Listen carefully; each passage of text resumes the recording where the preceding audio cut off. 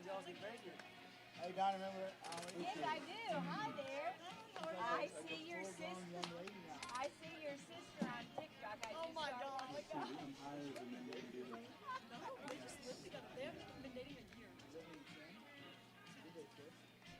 Well, they have to come to us. They give me some script on like on Twitter. That's the best idea. We've done it so many times. Yeah.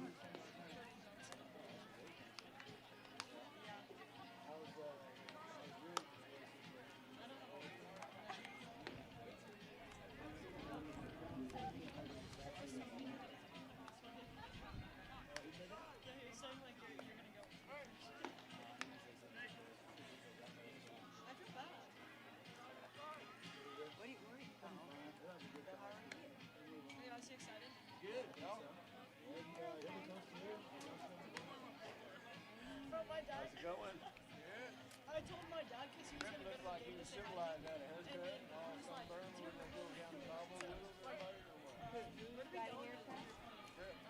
No, He went to Phoenix, Arizona. It was 105. how could you mean you got a haircut? I thought he did. I know that.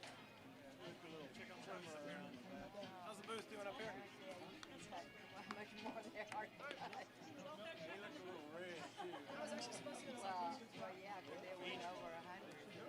Well, I didn't know. They're really bad. We had to ask Wayne that one. Man, it was hot. Yeah, well, No, seriously, you should call him. You should come, you guys He's gonna be like, "No, he didn't." I'll come. I'm gonna say, I told him, either you need to text Alec or you can text me and do I hear a setup going on here? Yeah, you do. But that's what parents do you sometimes. should take him out I suck. My dad's gonna be embarrassed because he's taught me well and I can't dance. He can't even dance anymore because he just got like out of surgery. He tore his ACL again. Apparently, a SWAT competition. He was coming down the road and he jumped off and smacked. He just doesn't know. He doesn't know when to stop. Yeah, he never stops. And then the first time he tore it up, just maybe he is in his heart. I don't know. He's weird. I can't stop him. Enjoy your fish last Friday. Your fish. I'll text him if he says something like that. Dad told me. Why is that? It's not the same as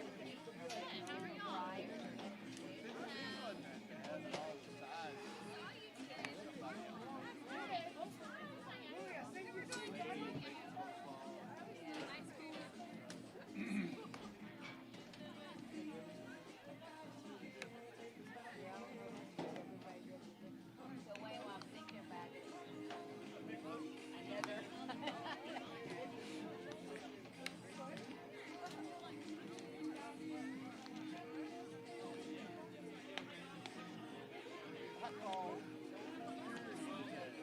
oh, what about it? started end of November last year. So you just need to sign the form.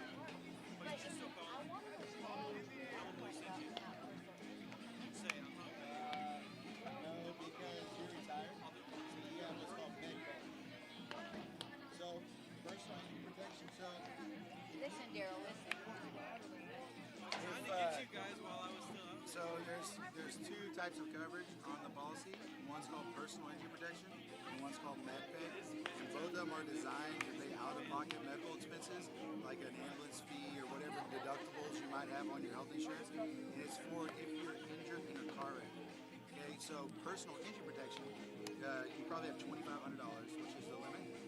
So on personal injury protection, it'll pay out-of-pocket medical expenses, and it also pays lost wages. You're both retired, so you don't have lost wages. So there's another coverage called MedPay. So it's just going to pay the out-of-pocket medical expenses, but it's less expensive. So you don't want personal injury protection because you don't have lost income. Oh, okay. And our insurance always plays on. Yeah, our insurance. Yeah, They didn't. but it's weird. Like, just say for example, you're in a car wreck, and the closest hospital was, I don't know, some small hospital, 50 miles away. right? And then they determined that you needed like a CAT scan or MRI, and they didn't have the machine there.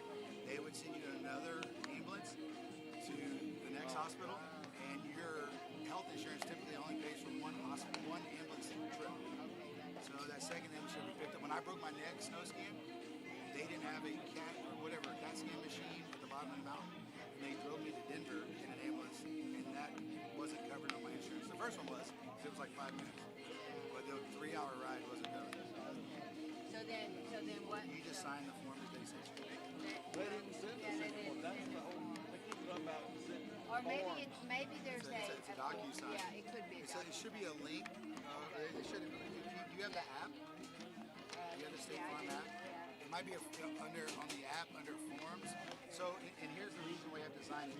Is because we've always just been, I always been like a redheaded stepchild from State Farm Mutual, California, Texas, and Florida. And now Texas is going to Motor Mutual. So we're adopting the whole same policy. And this is one form that was Texas specific. And now it has to be signed on there.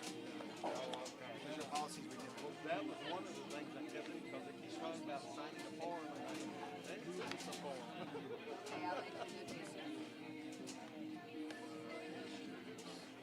Kind of strange. I just thought maybe it was just like a Yeah, and the thing is, like, if you don't sign it, then they're just gonna add personal injury Oh protection. yeah, well then no. And it's not a big deal, but it's a few dollars.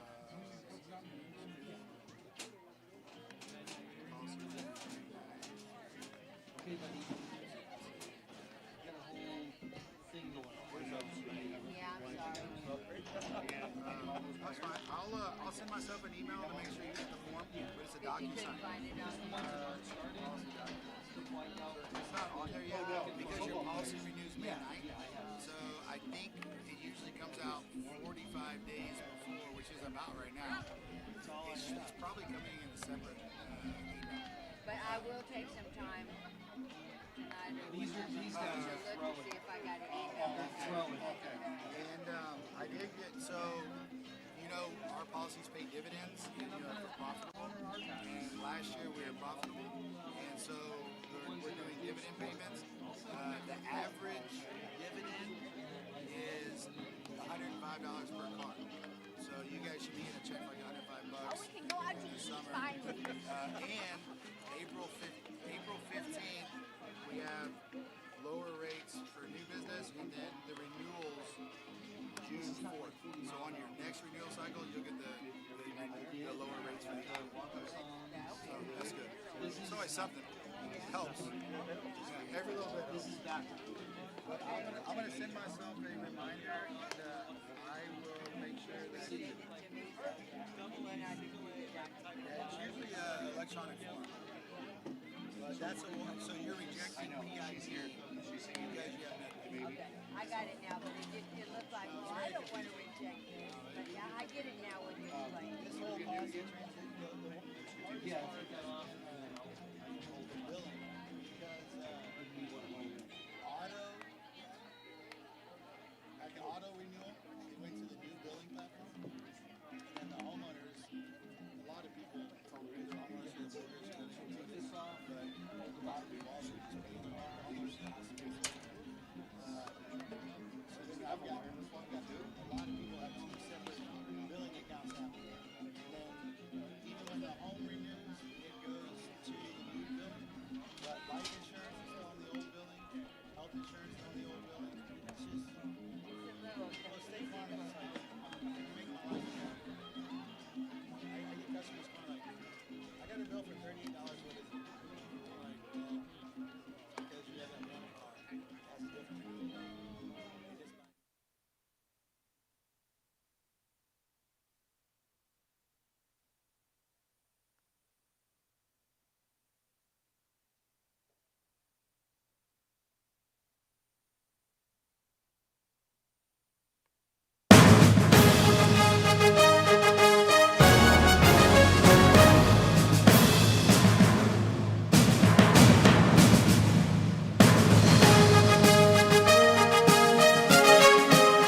Good evening and welcome to Vandegrift Vipers Baseball on the Vype Live Network. My name is Merle Bertrand, coming to you live from Venom Field on the campus of Vandegrift High School in Austin, Texas, as the Vipers get ready to resume district play and go for the sweep against their oldest rivals, the Vista Ridge Rangers. Coach Gerald Hickle's Vipers wrote a complete game pitching performance from Carson Tan and solid defense to shut out the Rangers 2-0 at Vista Ridge last Wednesday night, to take a 3-0 district record and an overall mark of 9-9 into spring break and into play tonight.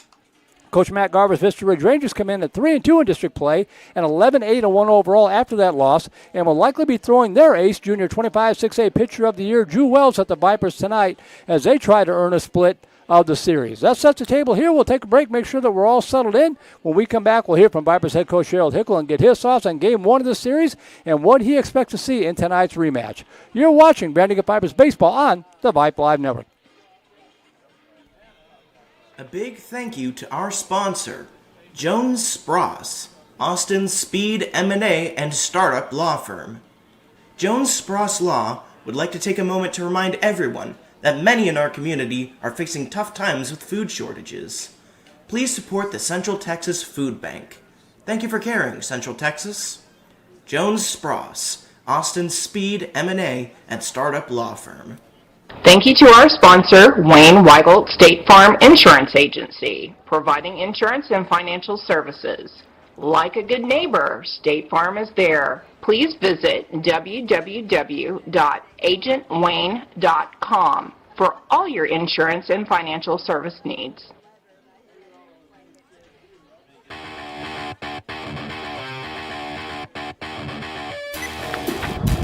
And we're pleased to be joined once again in the pregame show by the head coach of the Vandegrift Vipers, Coach Gerald Hickle. And Coach, we just talked a few minutes ago, coming off a spring break. I'm sure it was a much brighter spring break after the win at Vista Ridge the other night. Your thoughts on a big, big ball game? Yeah, taking one from Vista after they already beat Round Rock is a huge win for us. Welcome to Venom Field, home of your Vandegrift Vipers.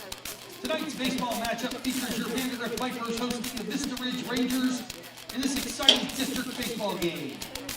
We would like to thank our fans, families, students, and community members for coming out and supporting our Viper athletes. Fans, please remember that sportsmanship is a Viper tradition. We ask that you support your team positively and show respect to players, coaches, officials, and fellow fans. Tonight's special ceremony is honoring our Viper football team. Ladies and gentlemen, tonight we are proud to recognize a group of student athletes who represented our school and community with excellence, toughness, and pride. Please join us in honoring the 2025 Vandegrift Viper football team, district champs, and UIL 6A state semifinalists.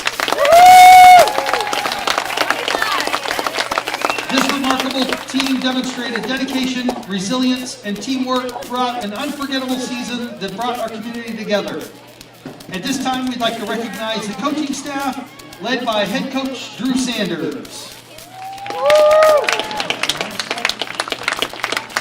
Now, please direct your attention to the field as we recognize the members of the 2025 District Champ and 6A State Semifinalist Viper football team. Please welcome a couple of the leaders from this team who will be throwing out the first pitch. We have Brock Chilton with us, Parker Davis, Tobias Gray, Chase Ritchie, Sam Braham, and one of our own Vipers, Karsten Coffey.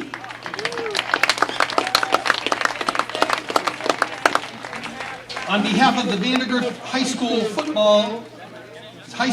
congratulations to our Viper football team on an outstanding season, and thank you for making our community proud. We also have a couple of dual sport athletes with us who also play baseball. Number 2, Marshall Lindenberger. How are you? Number 4, Karsten Coffey. Number 6, Aiken Farley. Number 13, Ryan Miller. Number 18, Tyler Miller. And number 20, Miles Hobson. Let's give this Viper football team one more round of applause. Yes, you are. Yeah. No, Deal.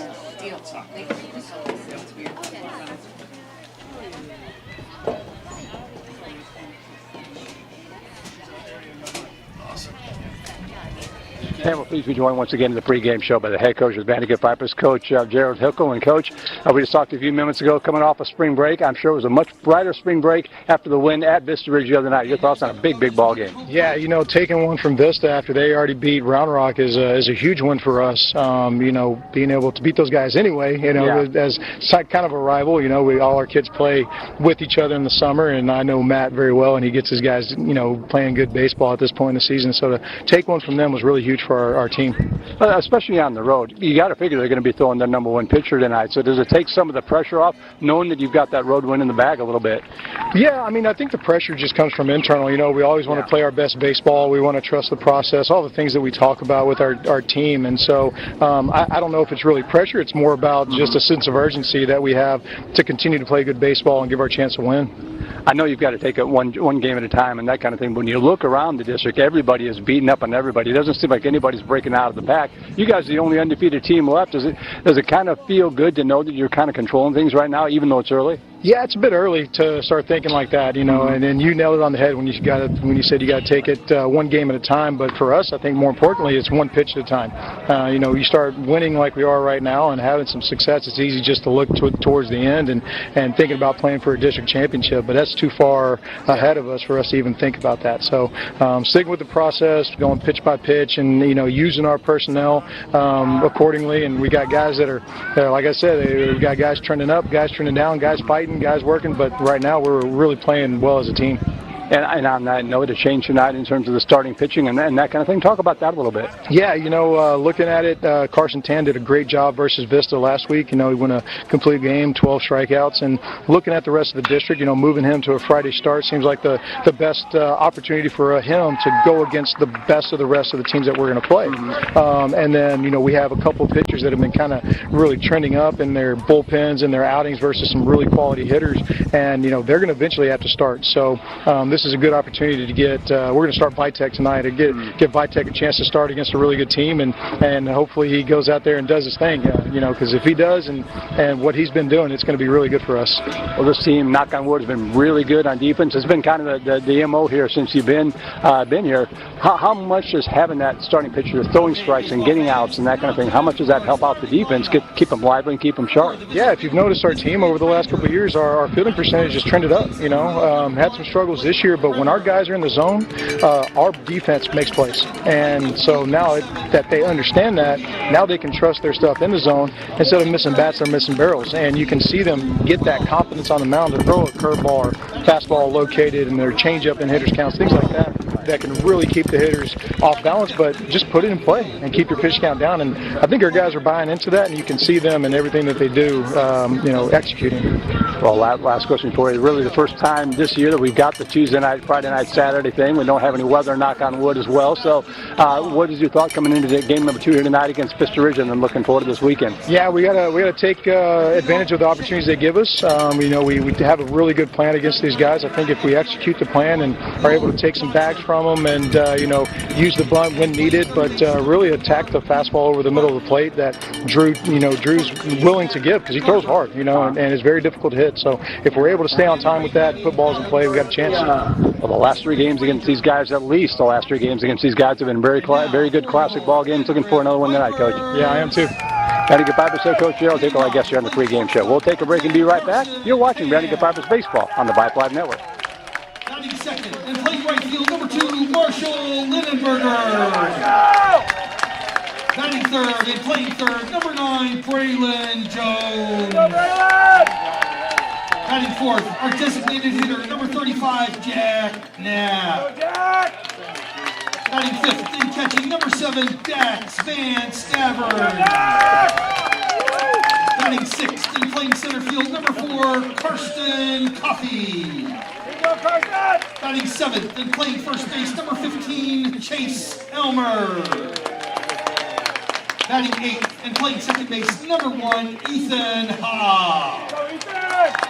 And batting ninth and playing left field, number 14, Caleb Jackson. And pitching for the Vipers, number 12, Jacob Vitek. And the remaining Vipers, Trip Weigelt, Thomas Foote, Aiken Farley, Caden Qualls, Luke Bonzi, Brian Miller and Tyler Miller. Assistant coach Christian Hammett and head coach Jared Ickel. If you could all please stand and remove your hats for the singing of our national anthem by none other than our Viper, Miss Sarah Canoyer, holding her baby. That's a requirement. Oh, say, can you see by the dawn's early light what so proudly we hailed at the twilight's last gleam, whose broad stripes and bright stars through the perilous night o'er the ramparts we watched were so gallantly streaming, and the rockets' red glare, the bombs bursting in air, gave proof through the night that our flag was still there. Oh, say, does that star-spangled banner yet wave o'er the land of the free and the home of the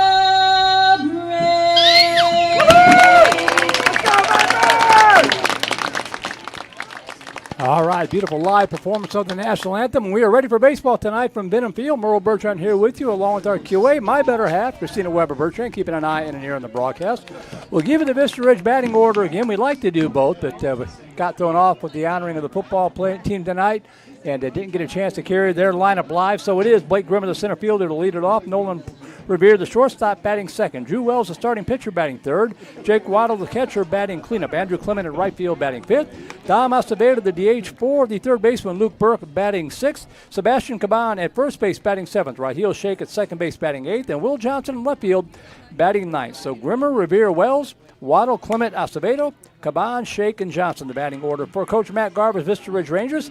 3-2 overall, 11-8-1 on the season. He'll give you the standings right there. You can see it coming in tonight where things stand. Cedar Ridge at 4-1, the Vipers at 3-0, Westwood, Round Rock, and Vista Ridge all at 3-2, McNeil at 2-3. So that's how things stand coming in tonight. Viper defense, Caleb Jackson, Carson Coffey, Marshall Lindenberger, the outfield left to right. Braylon Jones, Carson Tan, Ethan Ha, and Chase Elba, the infield third to first. Dax Van Stavern behind the plate, and Jacob Vitek on the hill, making his 8th appearance of the season, a record of 101 overall.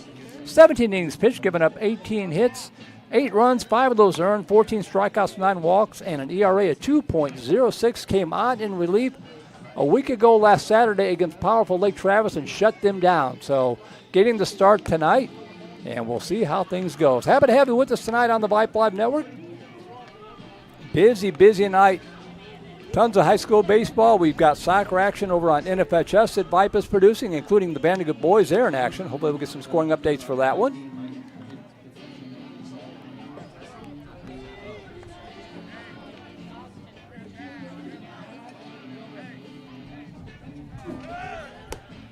And just a beautiful night for baseball. 82 degrees as the sun setting here at Benham Field. If you haven't seen the ballpark yet, you're not seeing things.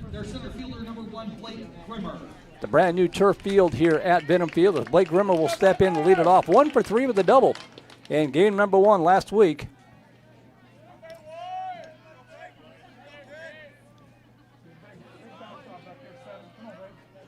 And the first pitch from Jacob Vitek.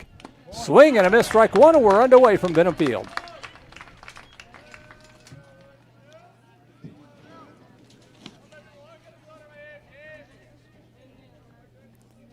Oh, one pitch. Let it high, strike two, so a good start. Vitek throwing strikes right off the bat. That's always good to see.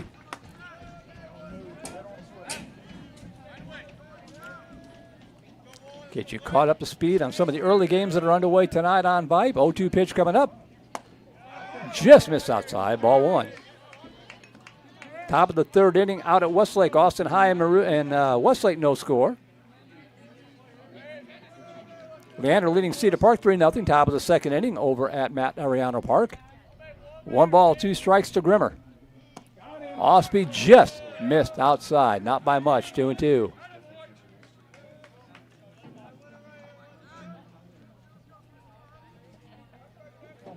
Two balls, 2 strikes to Grimmer. Squibbed foul, and the count remains 2-2. Give a shout out, say hello to my mom tuned in from the great state of Illinois. Counting down the days till opening day for the Cubs. 2 balls, 2 strikes to the Ranger center fielder. Boy, just missed again. The count goes full.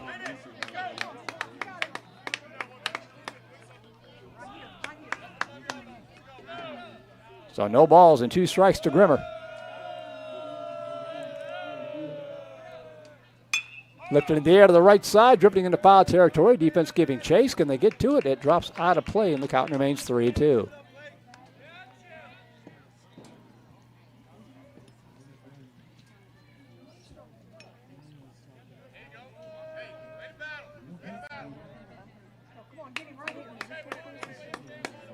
So Vitek goes back to work from the belt with the 3-2 payoff. Lifting the air to the right side. This one's slicing again out of play. So good battle here. A lot of pitches being thrown to this first batter.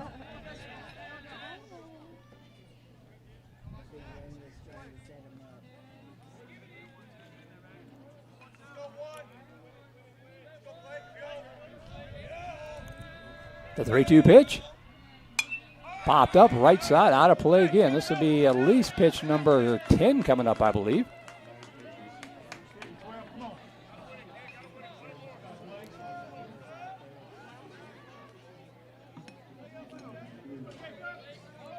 So the battle continues. 3 balls, 2 strikes. Curveball stays up high, ball 4, and it's a leadoff walk. So with nobody out, runner first, that'll bring up shortstop Nolan Revere.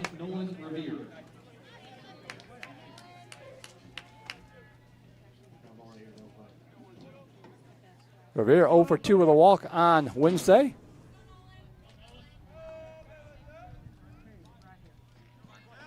Keep an eye on Grimmer at first, a pretty healthy lead. And he goes on the first pitch, showing bunt. The throw down is going to sail out to center field. It'll be a stolen base. So strike 1, the count to Revere. Runner at second now with nobody out. I think it was a strike.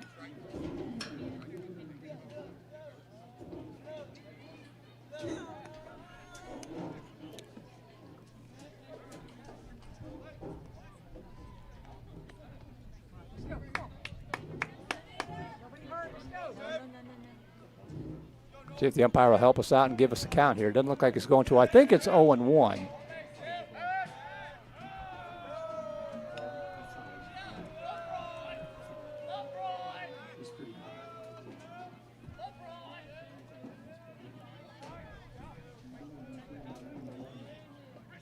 Yeah, 0-1.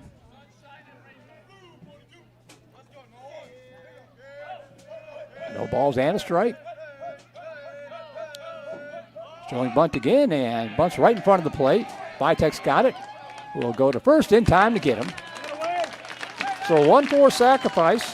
One of those plays where everybody does everything right. Revere does his job to get Grimmer up to third base with 1 out. Vitek coming off the mound, firing a strike over to the second baseman, Ethan Ha, covering. As Drew Wells will try to help his own cause. Runner at third, now 1 away.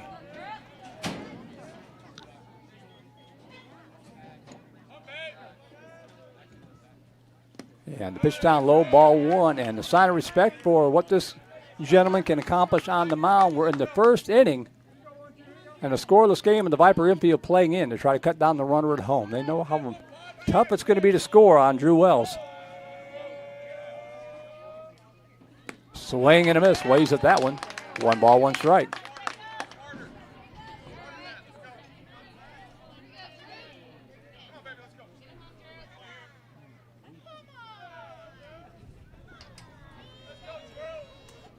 1-1 pitch. Swing and a miss, strike 2.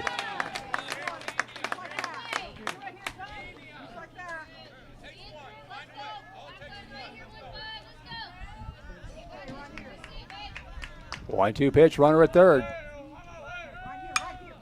Fly ball left side. That's going to be deep enough to score the run at least. Going back, and it is up against the fence and over the fence. A ground rule double for Drew Wells.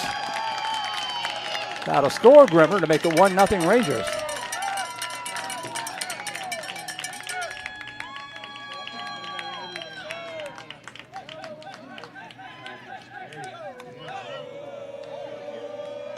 So 1-0 Ranger, 1 out runner at second, and a courtesy runner coming in here for Wells.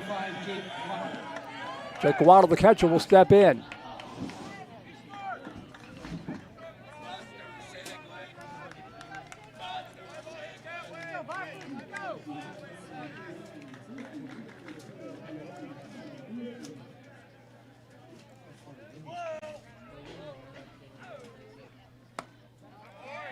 Just off the plate, ball 1.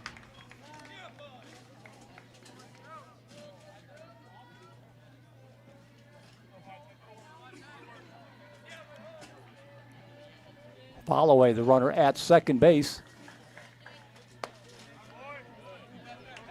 Boy, this umpire's got a tight strike zone. 2 balls, no strikes.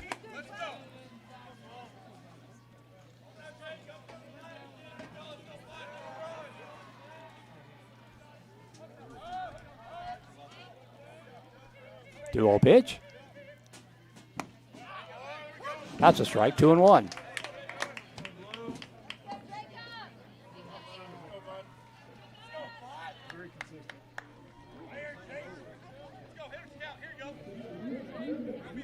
Two balls and a strike.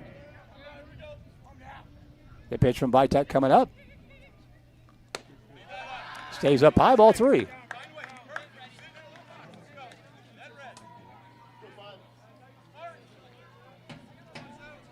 Three and 1.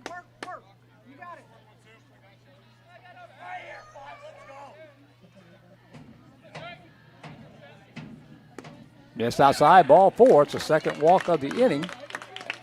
And with runners at first and second, that'll bring up right fielder Andrew Clement.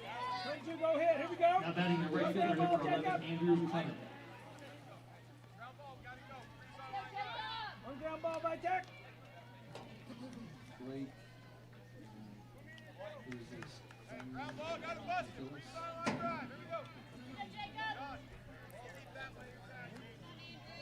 Courtesy runner number 9.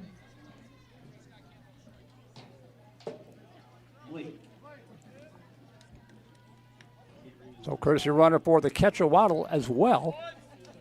Runners at first and second with 1 away. And pop up on the infield. Fly rule should be in effect. And Ethan Ha will squeeze it for out number 2. So 2 outs, runners still at first and second for Dom Acevedo, the DH. Now batting your designated hitter, number 18, Dom Acevedo. Hey, find a way to get John off. Let's go. Get the Seabass. Let's go. Vype trying to get out of the inning with just a 1 run scored here. 2 outs, runners at first and second for Acevedo. Up the middle, and nice job by Ha, and he will step in the bag just in time. Nice play there by Ethan Ha, scrambling to his right to get to that ball. And it's going to be a 4 unassisted fielder's choice for the 3rd out of the inning. In the inning for the Rangers, they pick up the 1 run on 1 hit, and whereas 2 runners left on base. And we played the 1/2 inning of play. Vista Ridge 1, and the Vipers coming up. Batting order looks like this. Carson Tan, the shortstop, to lead it off. Marshall Lindenberg in right field batting second. Braylon Jones at third base batting third. Jack Knapp, the DH, batting cleanup. Dax Van Stavern behind the plate batting fifth. Karsten Coffey in center field batting sixth. Chase Elmer at first base batting seventh. Ethan Ha at second base batting eighth. And Caleb Jackson in left field batting ninth. So Tan, Lindenberger, Jones, Knapp, Van Stavern, Coffey, Elmer, Ha, and Jackson. The batting order for Coach Gerald Hickles Vandegrift Vipers. 3-0 district play. 9-9 overall. The defense is set for the Rangers. Will Johnson, Blake Grimmer, and Andrew Clement, the outfield left to right. Luke Burke, Nolan Revere, Raheel Sheikh, and Sebastian Caban, the infield third to first. Jake Waddle behind the plate. And Drew Wells on the hill for the Vista Ridge Rangers. Last year's 25-6A Pitcher of the Year and an All-Syntex player as well. Going to be a tough cookie and a good test for this Viper batting order to try to get something off here against Drew Wells. Peter Johnson leading Schurz Clemens 1-0 after 3 innings on our Vype Central Texas Vype Live Series Spotlight. Stony Point leading McNeil 1-0 after 2. McNeil trying to keep themselves alive in the playoff race. If you missed it a few moments ago, these are the standings coming in tonight. Cedar Ridge at 4-1. The Raiders taking on Round Rock in a big matchup right there. Cedar Ridge at 4-1. The Vipers 3-0. Round Rock, Vista Ridge, and McNeil all at 3-2. Or check that, Westwood, Round Rock, and Vista Ridge all at 3-2. McNeil 2-3. 1 game off the playoff spot, and Hutto a game and a half off at 2-2. Hutto has the bye this week.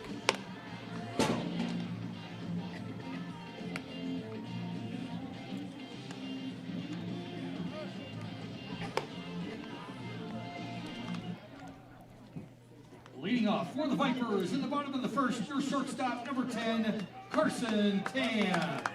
So here's Carson Tan to lead it off, batting .322 on the season, no home runs and 5 RBI. Leads the team in runs scored, as you would expect from your leadoff hitter, with 16. And trying to get on board here to see if Vandegrift can even things up against the lefty Drew Wells on the first pitch to Tan. Hard throwing, the left-hander deals the strike, strike 1.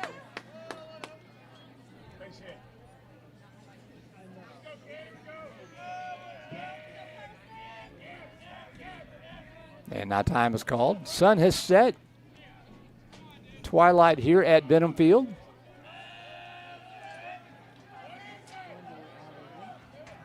The 0-1 pitch. Spins off the plate, ball 1.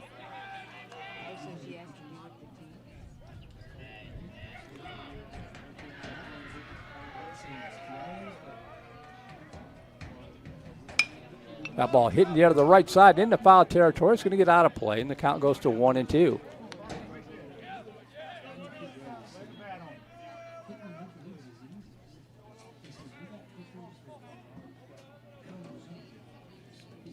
So 1 ball, 2 strikes to Tan, leading it off here for the Vipers in the bottom of the first. 1-2 pitch. That ball line shot right into the glove of Raheel Sheikh. Hard hit opposite field line drive from Tan. Number 2, Marshall Lindenberger. But he hit it right to Sheikh, and there's 1 out from Marshall Lindenberger.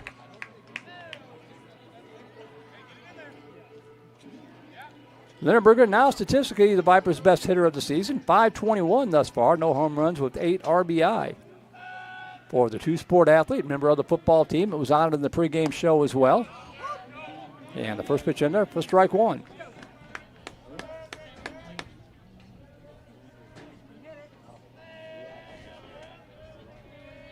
No balls and a strike. Off speed, stays upstairs, 1-1.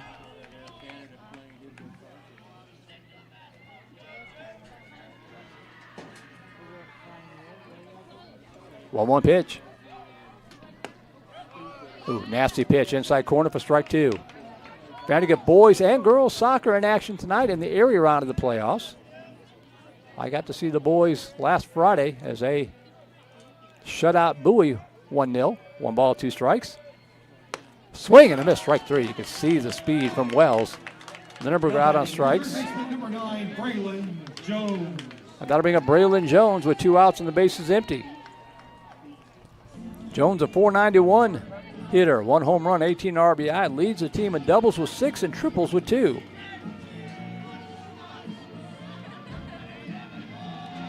Breeze blowing from right to left, but pretty light for what we're used to seeing out here at the ballpark.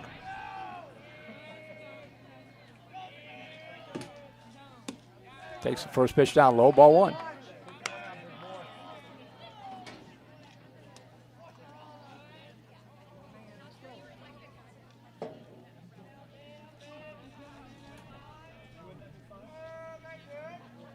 One 0 pitch. Slapped in the air to the right side. That might get down. It is going to be caught by the right fielder, Andrew Clement. Got a good jump on it. Was able to track it down as that ball held up just enough for him to get there. And the Vipers have done 1, 2, 3 here in the bottom of the first inning. So we'll go to the second inning. Still 1-0 Vista Ridge. You're watching Vandegrift Vipers baseball on the Vype Live Network. Technology lawyers and Worldwide Tech. We appreciate the long-standing support. Leveraging more than 30 years of experience, Worldwide Tech propels the globe's largest and most innovative organizations into the future through strategic consulting, engineering, and supply chain solutions that leverage the latest advanced technology to deliver truly impactful outcomes. For more information, now my recording cut out there, but for Worldwide Tech, for more information, you can visit them online at wwt.com. As we come back here to Benham Field, we go to the top half of the second inning. 1-0 Rangers on top. And it is a 7, 8, and 9 hitters due up here for Vista Ridge. Sebastian Caban, Raheel Sheikh, and Will Johnson due up against Jacob Vitek. 1 run on 1 hit for the Rangers. No runs, no hits for the Vipers through the first inning of play. Email is open, voiceofthevipers@gmail.com if you want to give a shout out to your favorite player on either side.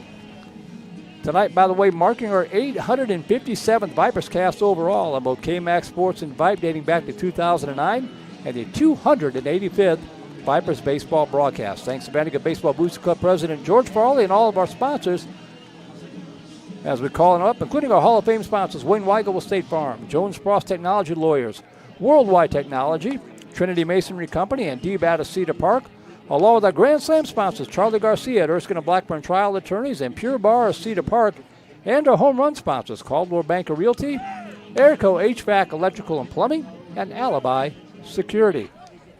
Leading off for the Rangers in the top of the second, number 14, Sebastian Caban. So here's Sebastian Caban to lead things off for Vista Ridge.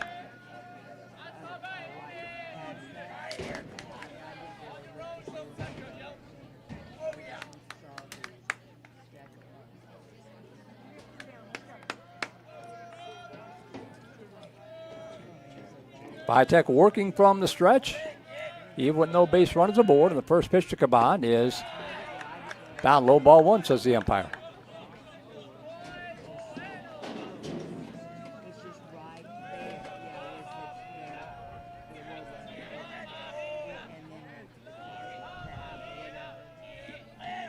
Oh, 1 pitch. Off the plate, ball 2. The video on your picture actually looks a little brighter than it appears here at the ballpark. It's a little dark right now until the lights fully take hold. Camera kind of compensating a bit. 2 balls and no strikes. Good pitch. Inside corner for strike 1. 2 balls and a strike.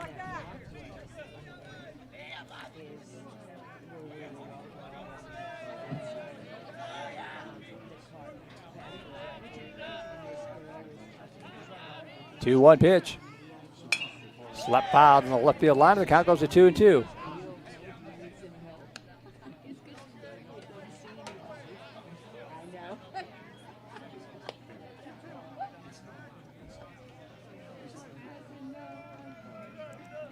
Two balls, 2 strikes.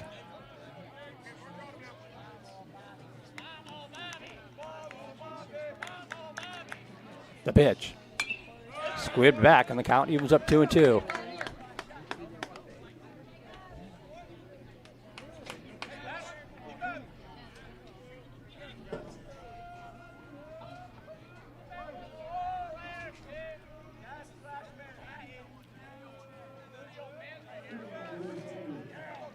Vitek looking in, the 2-2 pitch. Just upstairs, 3-2.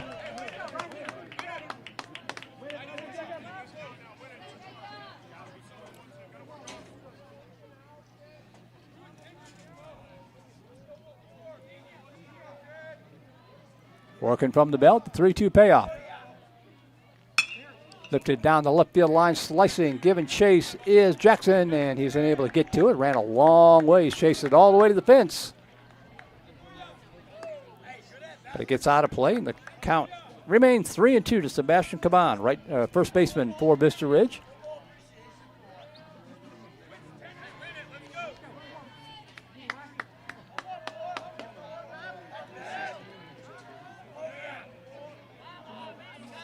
3 balls, 2 strikes. Time called.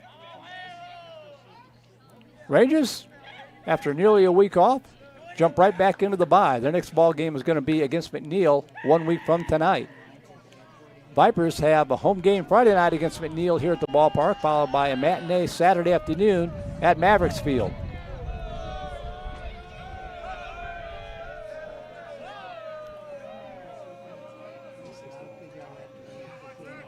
Three balls, 2 strikes to Caban.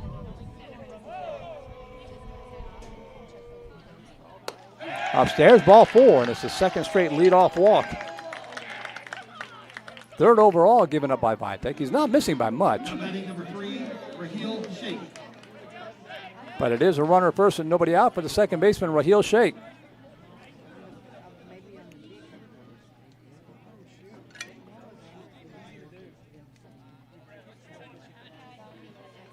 Sheikh, the number 8 hitter in the lineup, figures to put one down. Braylon Jones coming in at third in anticipation.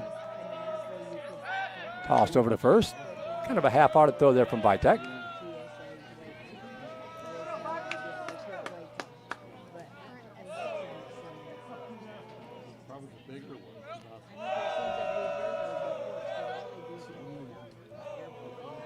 Shows bunt, pushes up the right side.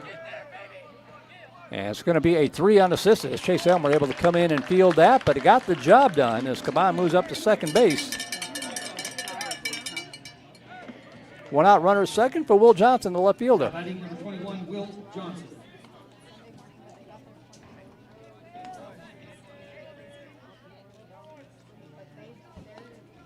So same scenario playing out this inning as in the first. A walk followed by a sacrifice.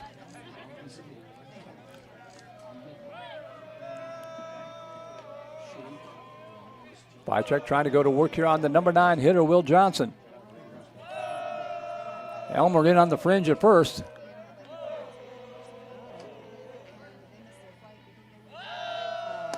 Nice curveball in there for strike 1.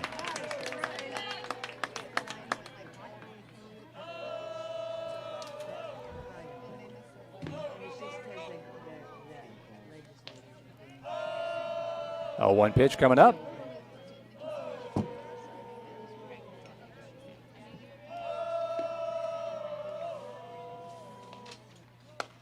Drops in there again for strike 2. Beautiful pitch.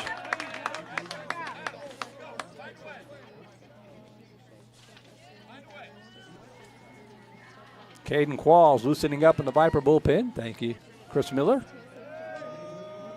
PA announcer / spotter for us here tonight. No balls and 2 strikes.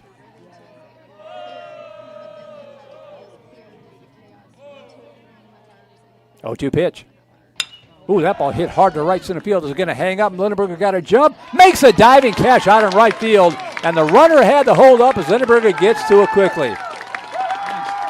Beautiful play by Marshall Lindenberger. Honoring the football team, state semifinals football team. Marshall Lindenberger, a wide receiver. He made all sorts of catches like that on the gridiron. Great catch in right field for Lindenberger. 2 outs now. We go back to the top of the order. Back to the top of the order, number 1, Blake Grimmer.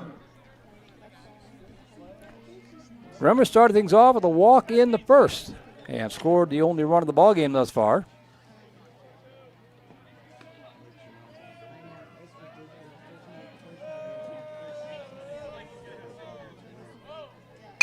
Ground ball up the middle. Will it get through? It does get through, and they're going to send the runner around. Coffey's got it to throw to the plate. It is going to be up the line, and it's 2-0 Vista Ridge.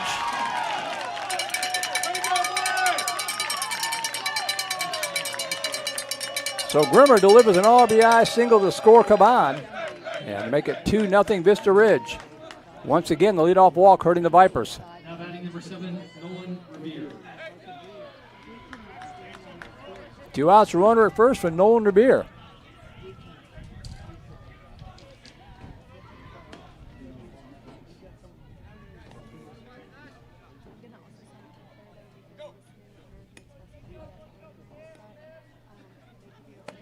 And curveball drops in there for strike 1.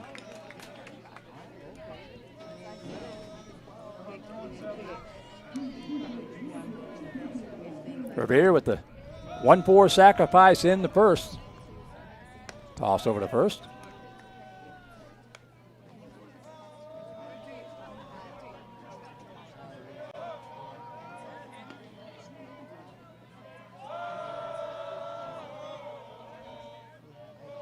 There goes the runner. The throw down from Mount Savern. Pretty good throw. Made it close. But Grimmer got a good jump. That was a good throw from Van Savern. Made it a lot closer than I thought it was going to be. But Grimmer, his second steal of the night. The count evens up 1 ball, 1 strike to Revere.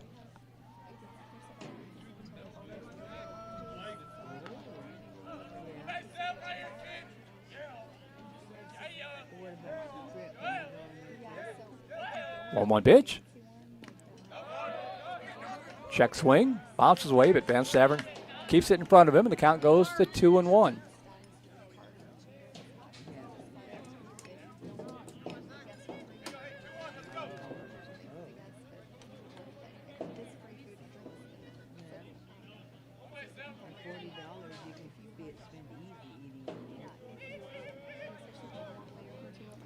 One pitch.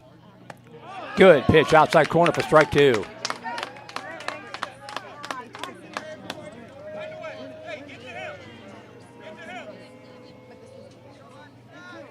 Two balls, 2 strikes.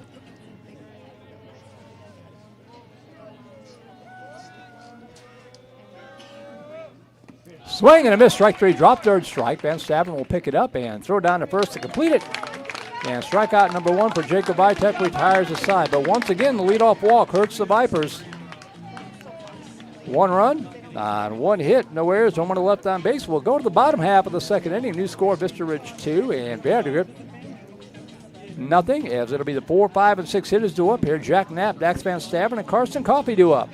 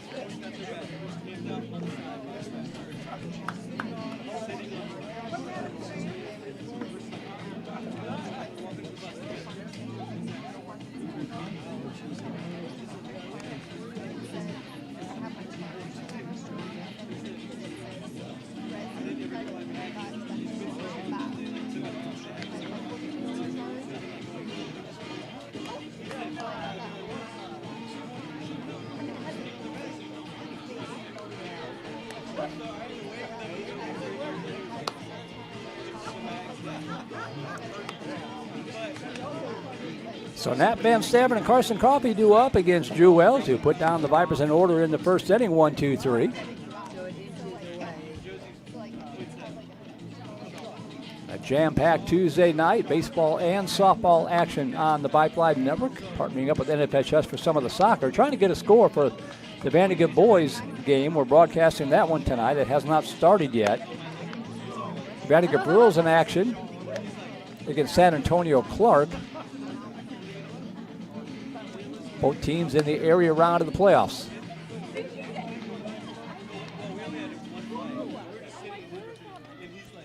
Leading off for the Vipers, our designated hitter number 35, Jack Knapp. As Jack Knapp will step in, leading it off. 4 for 18 on the season.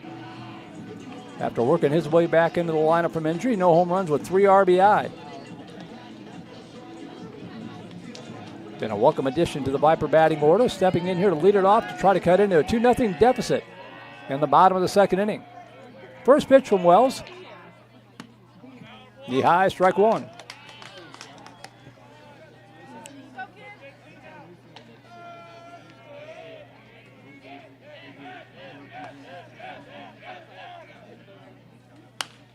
Good cut, fouls it out of play.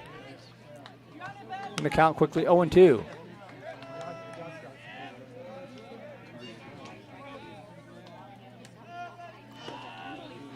No balls, 2 strikes.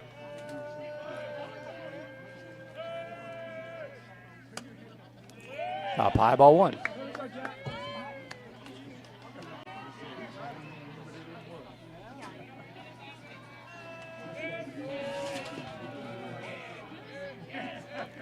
One, 2 pitch. Up high, ball 2. 2 balls and 2 strikes. Top of the fourth inning, out at Dripping Springs. Dripping Springs and Bowie tied 1 apiece. It's an important game in 26-6A. Austin High battling Westlake 3-3, top of the fourth. Over at Warner Field, and that ball hits Jack Knapp, and he'll trot down to first the hard way. Now batting, your catcher, number 7, Dex Van Stavern. So the Vipers have the first base runner of the night as Zach Van Stavern will step in.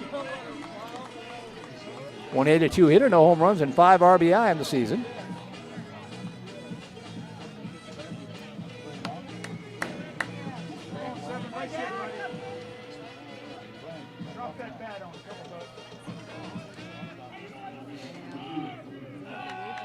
So runner at first, nobody out for Vandegrift.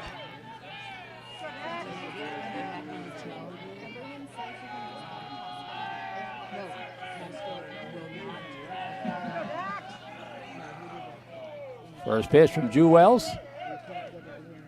Shows bunt, gets it down in front of the plate. Good looking bunt. The play will be at first.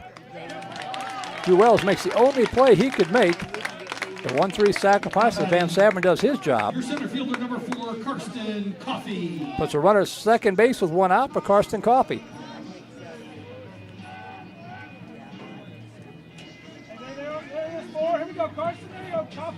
Coffey batting 194, got some pop in the bat, 1 home run and 6 RBI for number 4.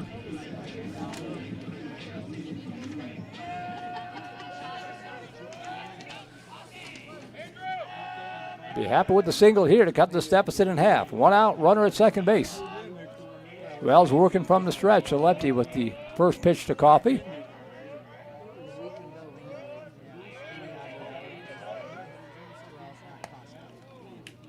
In there for strike 1, bounces away from Waddle, but not far enough to allow the runner to move up.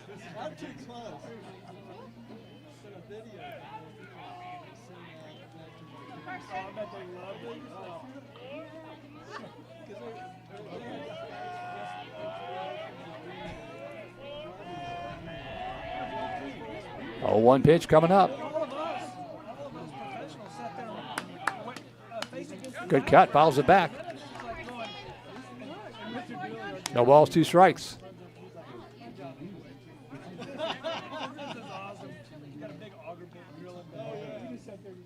So Wells ahead of the count on Coffey. No balls and 2 strikes. Chase Elmer on deck. Knapp takes his lead off a second.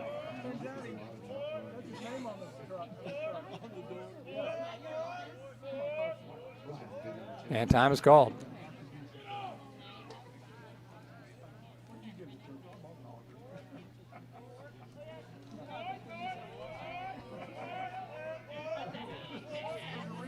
Oh, 2 pitch. Swing and a miss. Strike 3.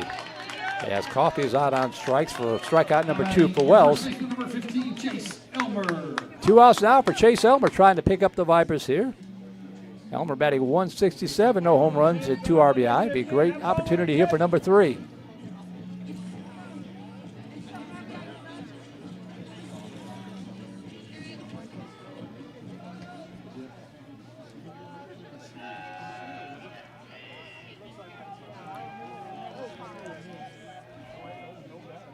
It's 2 outs, runner at second.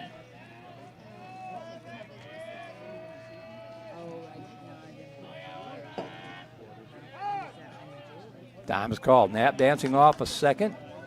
Shake sneaking in behind him a little bit, getting the attention, distracting Drew Wells. Anything to get him off his rhythm.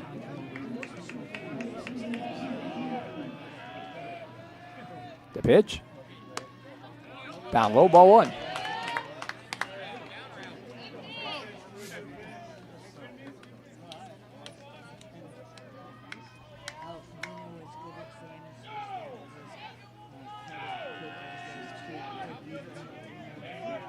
Wells working deliberately. 1 ball, no strikes.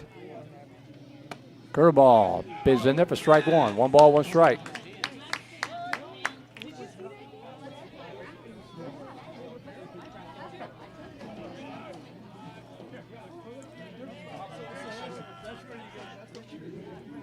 One pitch coming up.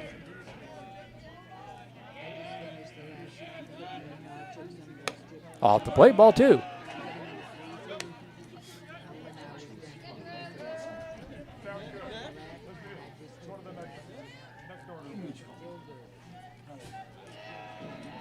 2 balls and a strike. Hitters count to Elmer. Ethan Ha on deck.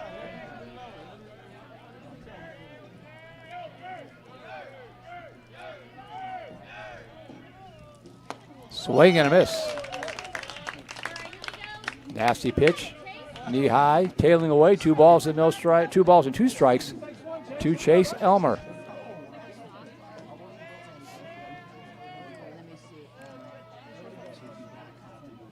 And now Wells calls time.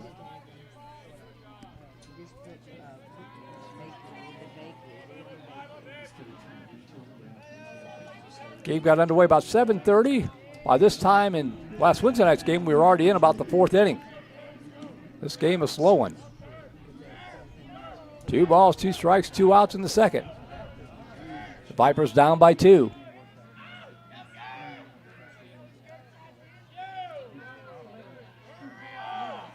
The pitch. Swing and a miss, strike 3. Back-to-back strikeouts for Wells. Retires the side. So in the inning, no runs, no hits, 1 runner left on base. We played through 2. We will go to the 3rd. Still 2-0 Vista Ridge. You're watching Vandegrift Vipers Baseball on the Vype Live Network. At Trinity Masonry Company, we're dedicated to delivering high-quality masonry services with precision and craftsmanship. With years of experience in the industry, we specialize in both residential and commercial projects, offering everything from custom stonework to durable brick installations. Let us bring your vision to life with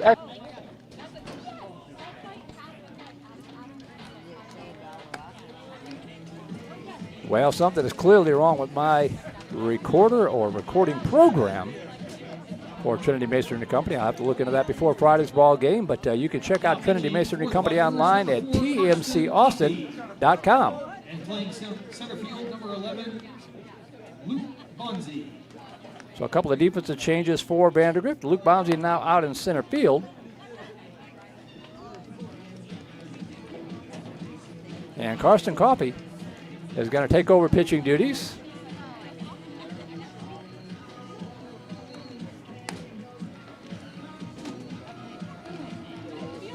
Making his 7th appearance of the season, a record of 3-0. 23 innings pitched, giving up 21 hits, 4 runs, all 4 earned, struck out 12, walked 6, has a team-leading ERA of 1.22 and 2 saves to boot. So he'll take over for Jacob Vitek, who didn't pitch badly through 2 innings, but the leadoff walk bit him both times, as both of those guys came around to score.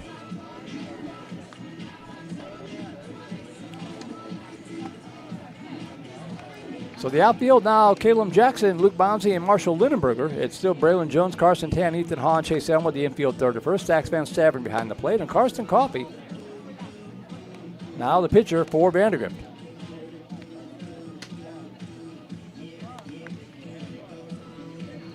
Trying to hold Vista Ridge right here at 2 runs and see the Viper offense can get things going.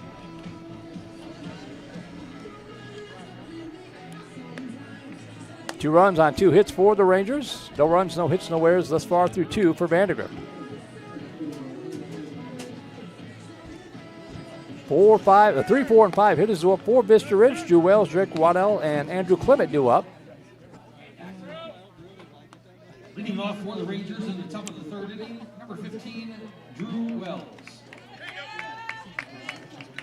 So here's Wells, the ground rule double to score the first run of the ball game, came back in the 1st inning. And the first pitch coming up here for Coffey. Swing and a miss, strike 1.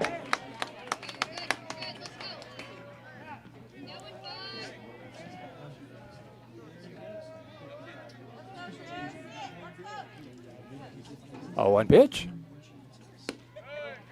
Down low, 1 ball, 1 strike. With Vitek being lifted here in the 3rd inning, didn't drain the tank. He's got some pitches left. So he could come in Friday against McNeil or Saturday against McNeil. Should coach decide to do that one. That one slapped down the left field line. Pretty well tied going back, and it is up against the fence. Running first, heading for second is Wells. And he's going to pull in there with a leadoff double, his 2nd one of the night.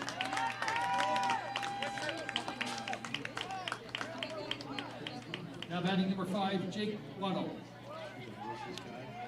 That'll bring up Jake Waddle.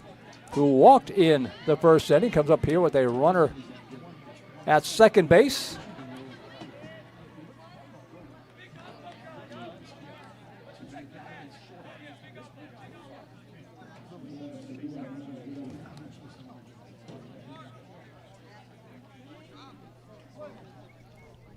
Waddle will step in.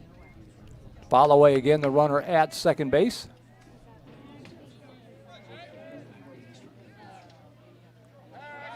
Pivot, no throw.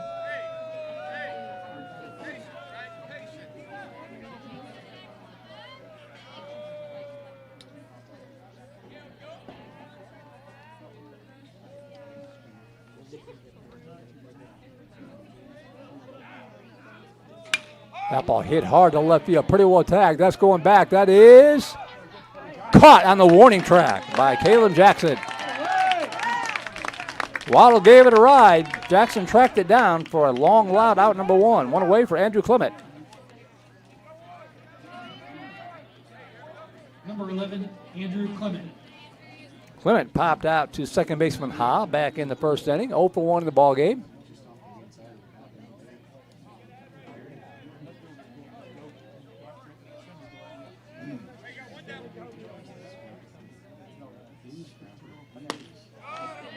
And that pitch in there, strike one.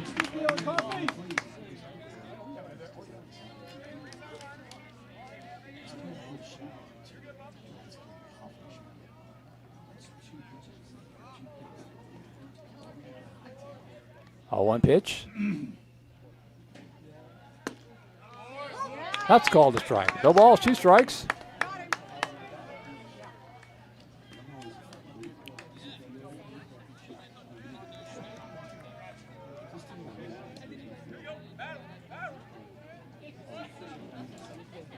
Just off the plate for ball one.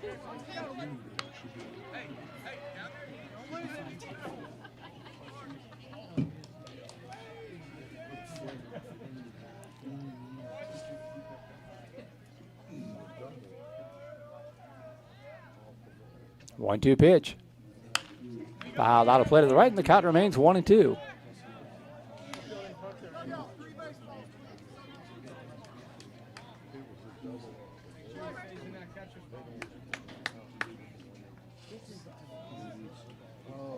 Tom Acevedo on deck. 1 out, runner at second. Rangers with 1 in the first, 1 in the second, trying to keep this pattern alive here in the third. But swing and a miss, strike 3. And Clement is out on strikes for out number 2.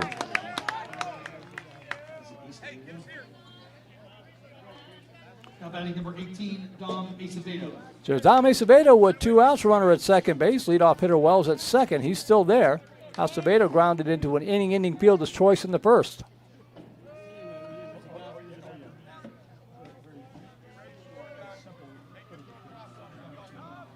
Time is called.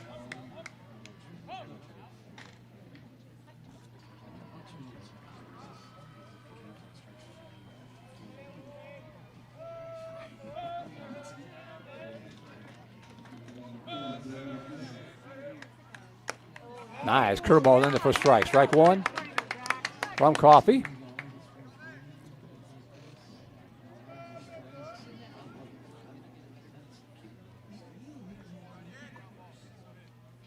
Now 1 pitch. Van Savern sets up off the plate. Ooh, look good here, but umpire says it may have been low. 1 ball, 1 strike. Into 5. Schertz Clemens leading Buter Johnson 2-1. It's a big ball game in that district, 29-6A. 1 ball and a strike to Acevedo.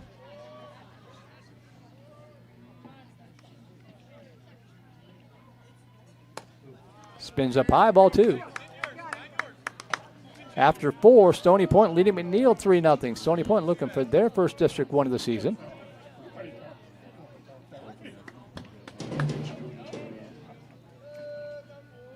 Two balls and a strike.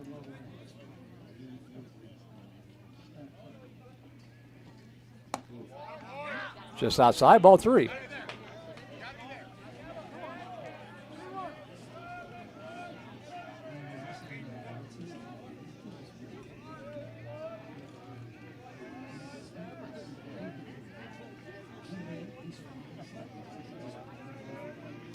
3 balls and a strike with 2 away.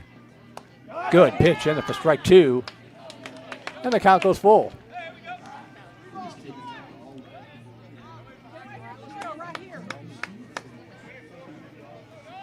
Three balls, 2 strikes to the Ranger designated hitter. Coffey's got the sign. Van Stavern set up just off the plate. The 3-2 pitch. High, ball 4. And the Rangers live on as Sebastian Caban will step in. Walked and scored in the second. Number 14, Sebastian Caban. Runners at first and second now with 2 outs.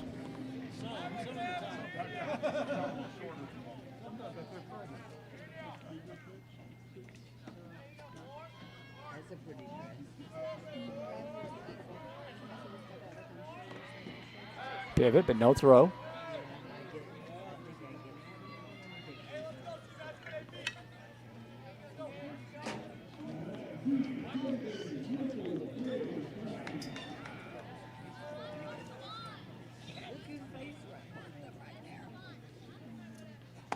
Right down the pipe for strike 1. Wind has died away. The flag's in center field, as you can see, hanging limply down the flagpole. It's a rare sight to not have any wind here at Benham Field. A 1 pitch. Swing and a miss, strike 2. Good heat from Coffey on that one. Last outing, Carson Coffey, the complete game win at Stony Point after getting the save a couple of days before.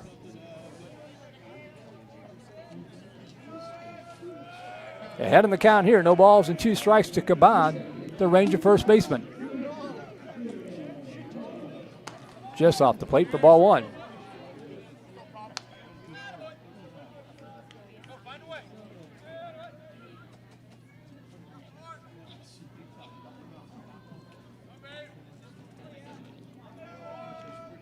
A 1-2 pitch.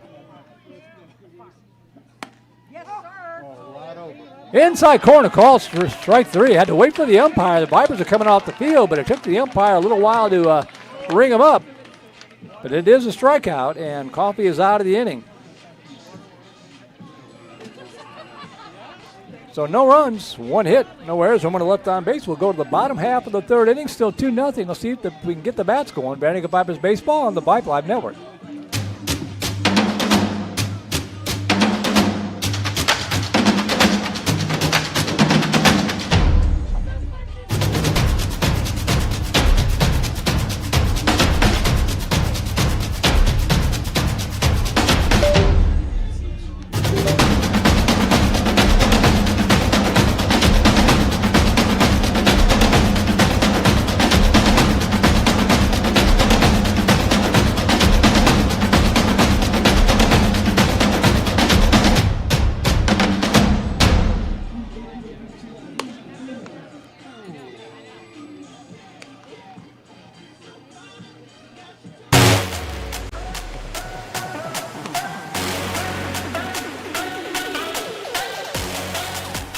Welcome back to Benham Field. Merle Bertrand here with you, along with Christina Weber Bertrand, my better half, our QA, keeping an eye and an ear on the broadcast as we go to the Viper half of the 3rd, down 2-0.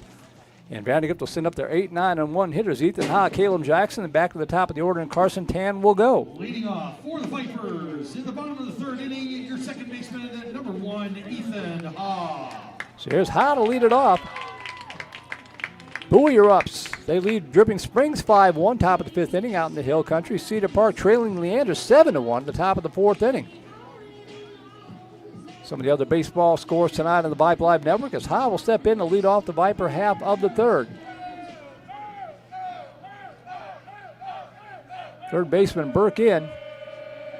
Anticipation of bunt. He shows bunt and takes it for a strike, strike 1.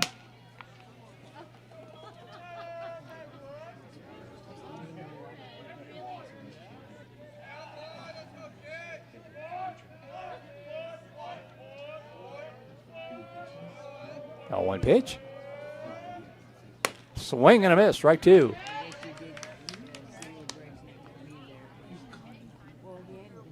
Viper offense has sputtered a bit against good pitching, and you're not going to get much better than Wells. He automatically gives them a chance to win 8 games as long as he stays healthy. Ahead of the count here, no balls and 2 strikes. Right down the pipe for strike 3. Third straight strikeout for Wells, 4th overall. Number 14, Caleb Jackson.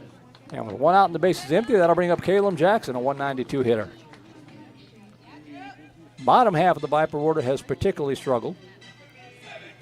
Nobody batting above 200 down there, so kind of like the Wi-Fi drops out once you get past the number 5 hitter.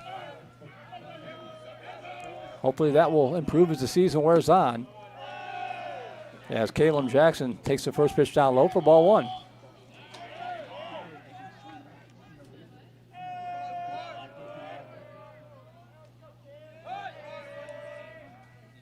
High inside, ball 2. 2 balls, no strikes.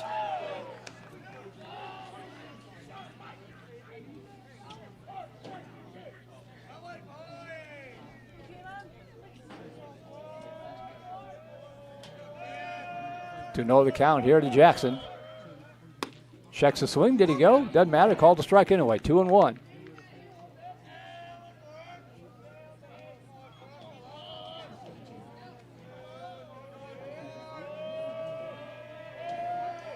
Wells with the 2-1 pitch.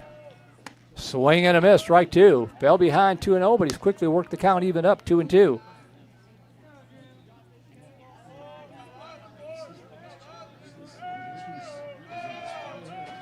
Two balls, 2 strikes. Right down the pipe for strike 3. 4th straight strikeout. Number 10, Carson Tan. And with 2 outs, the base is empty. We go back to the top of the order to Carson Tan. He lined out, hit it pretty well, but hit it right to the second baseman, Raheel Sheikh.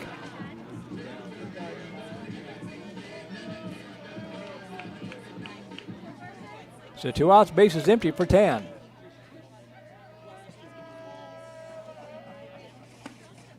Inside corner for strike 1. Carson figures to be the pitcher against McNeil on Friday night here at Venom Field. JV game in front of that one as well, so we'll get on the air a little bit later than usual on Friday night. 0-1 pitch. Inside, ball 1. Speaking of the JV Black trailed 1-0 heading into the bottom of the 7th inning here and scored 2 runs to pull it out of the fire.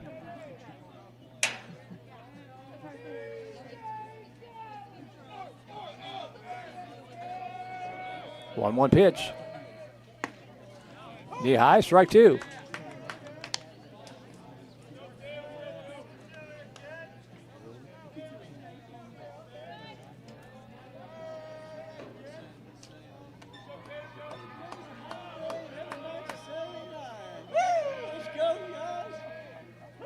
Swing and a miss, strike 3. Drop 3rd strike. The throw down to first in time. And Drew Wells strikes out the side. So no runs, no hits, nobody left on base. We have played through 3. We will go to the 4th, still down 2-0 here. Vandegrift Vipers baseball on the Vype Live Network. We're going to try this one more time. Take your game to the next level at DBAT Cedar Park, the premier training destination for all baseball and softball players. With over 32,000 square feet of indoor space, DBAT Cedar Park offers plenty of practice space, 5 pitching machines, and 13 professional instructors to help elevate your game. Beginners and experienced players can find what they need.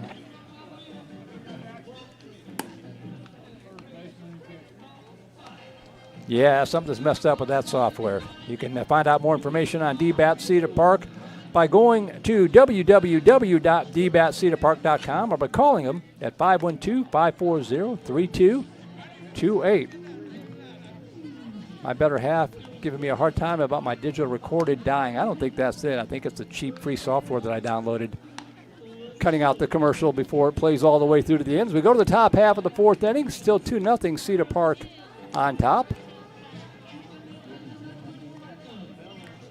Vista Ridge on top, and it's going to be the 8-9-1 hitters due up here for the Rangers. Raheel Sheikh, Will Johnson, and Blake Grimmer due up against Karsten Coffey.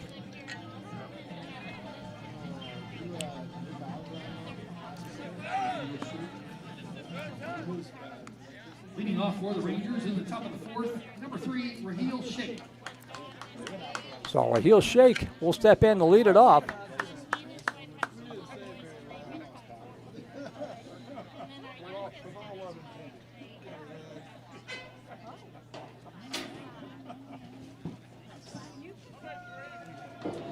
Vandegrift Soccer up 1-0. They score first against San Antonio Churchill in their area round playoff game on the NFHS network. Rob Jaskula from Vype doing that broadcast.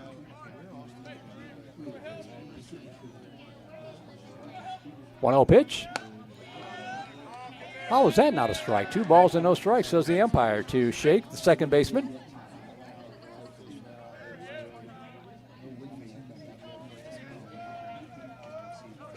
Girls in action tonight against Clark. We don't have that broadcast, but I believe somebody else does. So much baseball, did not have a crew available to get to the girls' game. 2 balls, no strikes here to Sheikh. And that's off the plate, 3-0.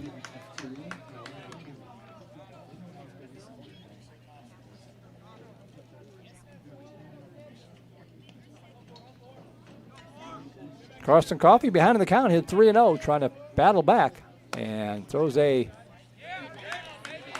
high ball 4. Third leadoff walk in 4 innings. That is not a recipe for success. Number 21, Will Johnson.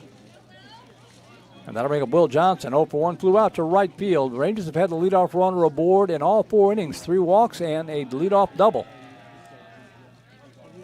Ironically, the only thing they didn't score was on that leadoff double.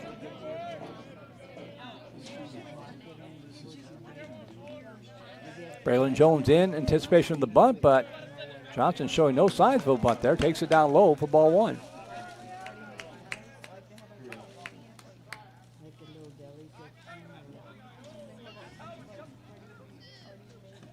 And Coach Gerald Hickel going to make the walk out.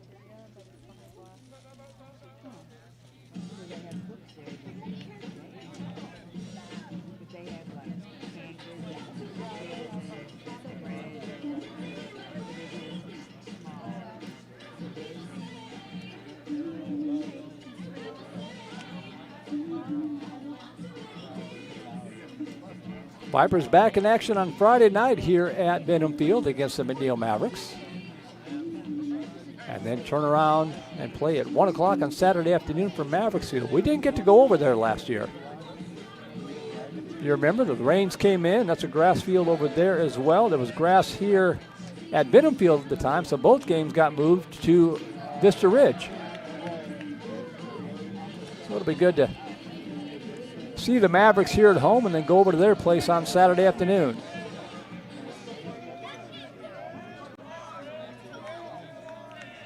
One ball, no strikes to Johnson.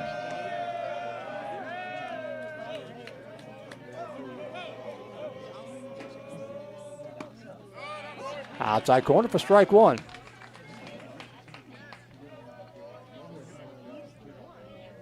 %90 of that conversation for Coach Hickel was probably those strikes.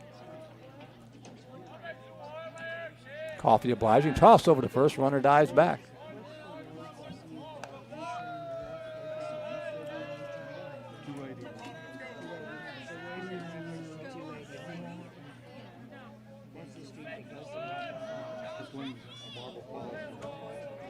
One pitch.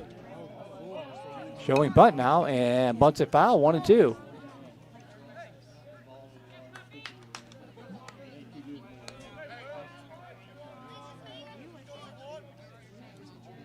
So up by 2, a good pitcher on the mound. We'll see if Coach Garver lets his batter trying to bunt again with 2 strikes. Jones is still in on the fringe. I don't know if you can call it fringe when it's turf, but that's where he's at anyway. The 1-2 pitch. Nope, swinging away, down low ball 2. The throw down from Van Severn, and got him.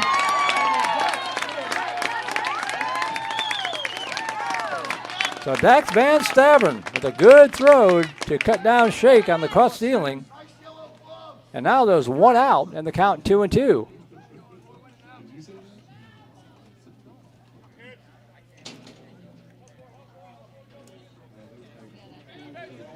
So 2 balls, 2 strikes, now 1 out. Lifted foul down the left side, and the count remains 2-2.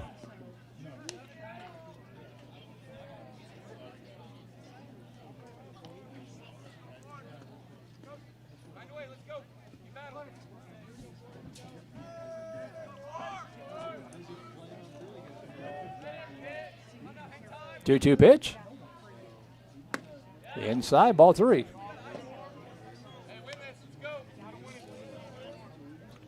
You just got rid of 1 base runner. You don't want to put the number 9 hitter on here. 3 balls, 2 strikes. Not with the big 6 coming up.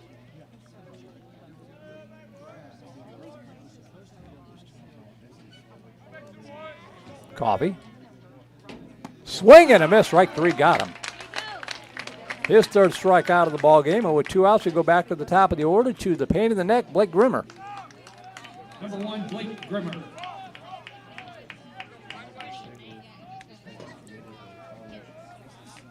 Grimmer a walk and an RBI single with a run scored. Steps in here with 2 outs and the base is empty.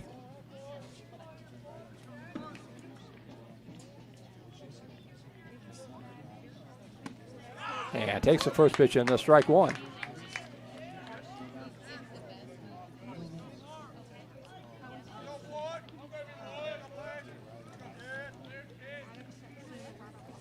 A 1 pitch. That ball slapped foul into the Viper dugout on a rope, and the count 0-2 to Grimmer.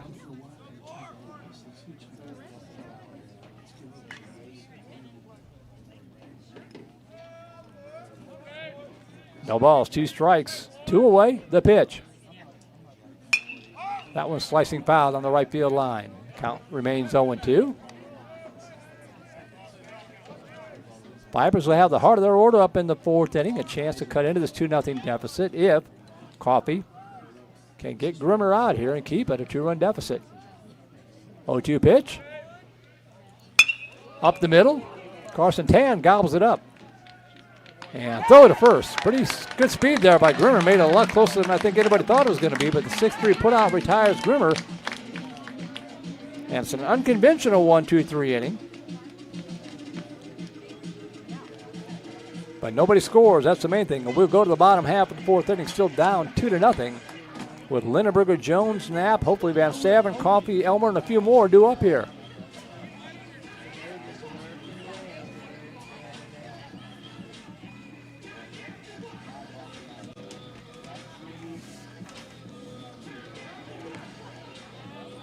And while we got a moment, I want to thank our Grand Slam sponsors, Charlie Garcia at Erskine and Blackburn Trial Attorneys, where attorneys are serving God by serving others, seeking justice. We also want to thank Pure Bar. If you're looking for a great workout in Cedar Park, Texas, inspired by yoga, Pilates, and ballet, Pure Bar is an empowering full-body workout that transforms you physically and mentally. Our classes have been carefully designed to feature low-impact, high-intensity movements for any fitness level. With Pure Bar Cedar Park, you'll build full-body strength at our studio and be inspired by our supportive community. So thank you to our Grand Slam sponsors, Erskine and Blackburn and Pure Bar. And Christina, I would rather read those out loud myself than have my recorder glitch and have you give me grief for the rest of the night. So we'll go to the bottom half of the 4th inning. Westwood has defeated Maynard 14-0. That's a final. The Vipers in the bottom of the 4th inning. Number 2, Marshall Lindenberger. Maynard's better this year. They're improved, but they are no match for the 25-6A ball clubs. As Marshall Lindenberger will step in to go to work against Drew Wells. Lindenberger 0 for 1, struck out. Great catch in right field earlier in the ball game. Johnson, Grimmer, Clement, the outfield left to right. Burke, Revere, Shake, and Caban, the infield 3rd to 1st. Jake Waddle behind the plate, and Drew Wells in his 4th inning of work against the heart of the Viper batting order. And looks at the first pitch down low for ball 1.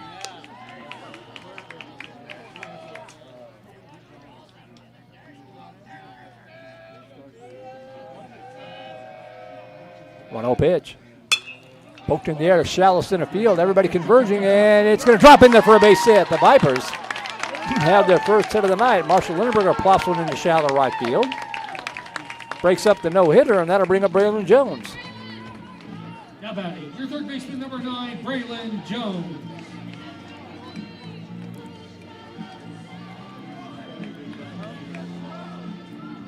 This will be pitch number 38 for Wells, so he has been very efficient tonight. Linneberger at first base with nobody out.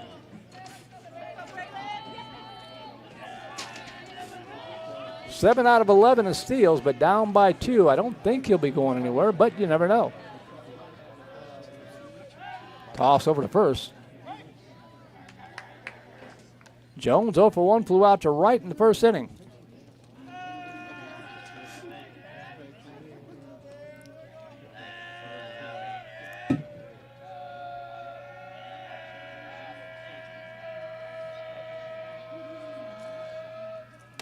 Pitch up high, snap throw down from Waddle.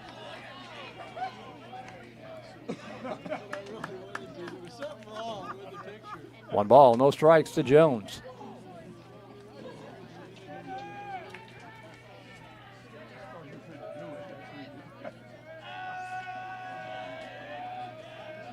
Pretty healthy lead for Linneberger. Not going, and Jones is hit by the pitch. He got hit 3 times against Stony Point and pretty much had that reaction all 3 times. So now the Vipers have something cooking. Tying runs aboard for Jack Knapp.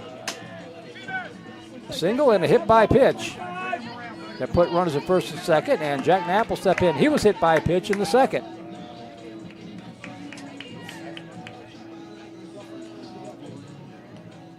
Rangers expecting a bunt here from Knapp. First baseman Caban coming in. Third baseman Burke stays back, hoping for a force. As the Vipers get the first run in scoring position, minding their first threat of the night.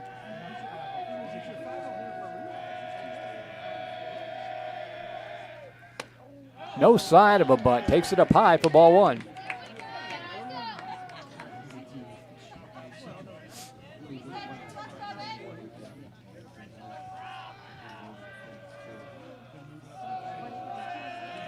One-oh pitch. Catches the front corner for a strike. 1 ball, 1 strike. Linneberger at second. Jones at first. Good speed on the bases. If Knapp can put it in play. 1 ball, 1 strike.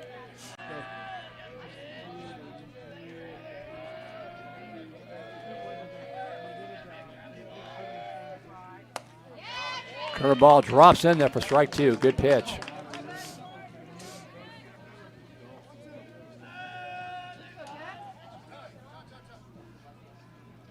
Now time's called. Coach Chickle wanting to talk to his batter.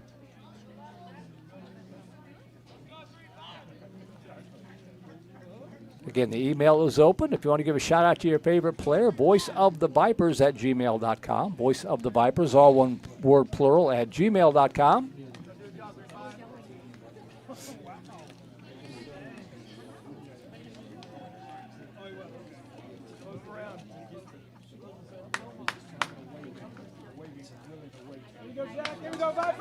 Knapp digs back in. Runners at first and second. 1 ball, 2 strikes to the Viper DH.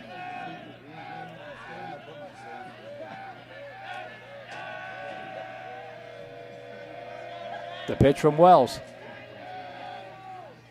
Ground ball right side. Second baseman Shake's got it. Goes to short for 1. The throw to first. In time for the double play.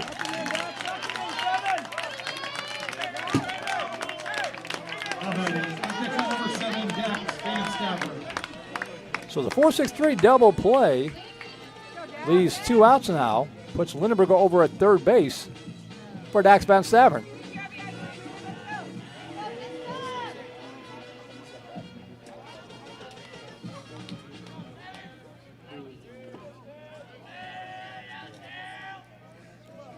Van Stavern, a sacrifice bunt in the second. Swing and a miss.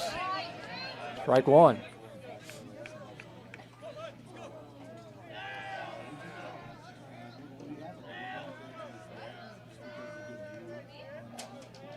Oh, 1 pitch. Inside, ball 1. 1 ball, 1 strike.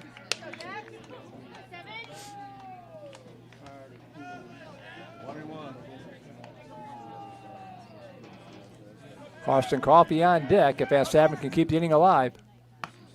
Inside again, ball 2. Lindenberger coming way down the line at third. Trying to get in the head of Drew Wells.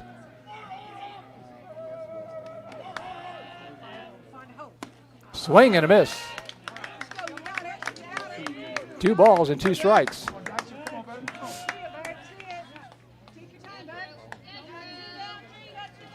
2-2 pitch with 2 outs. Inside low, ball 3.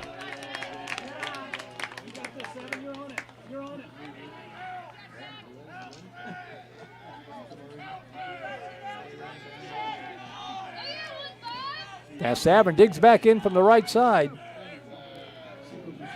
Wells, the 3-2 pitch. Foul straight back, will do it again. If nothing else, the Vipers have made Wells throw a few pitches here on a warm night. Bit of a consolation prize, if you will. He's up to 50 now.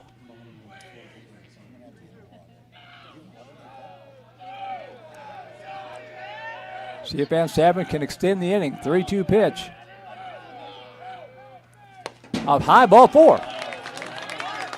So runners at the corners with 2 outs for Carson Coffey, trying to help his own cause.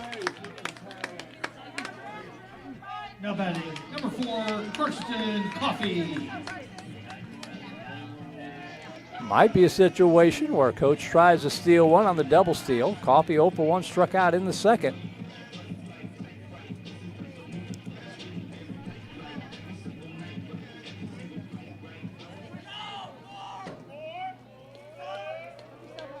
Van Staven at first, Lindenberger at third.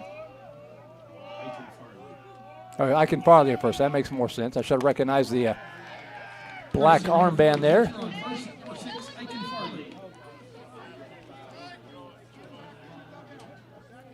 So Farley running for the catcher, Van Staven. Good speed on the bases. Lindenberger at third.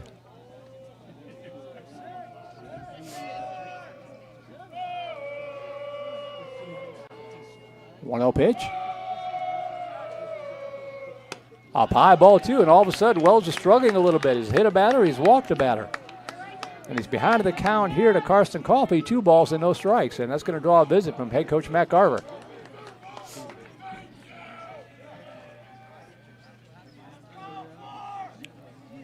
You just don't know how many chances you're going to get against a guy like this, so Vipers want to take advantage and at least get 1 run here.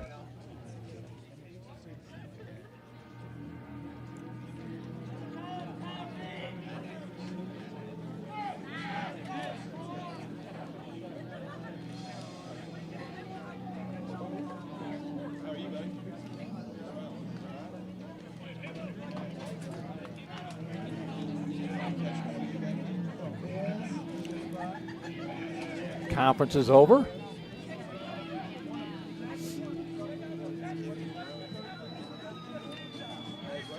Lindenberger led off the inning with a little bloop single in the right center field.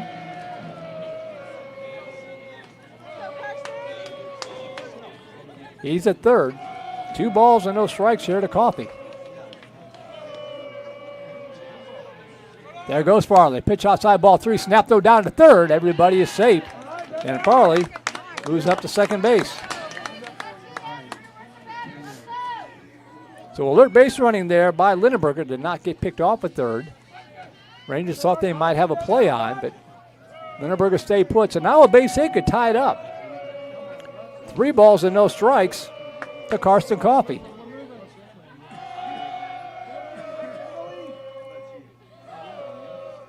Taking all the way and takes one at the lettuce for a strike. Lindenberger at third, Farley running for Van Staven at second, but 2 outs.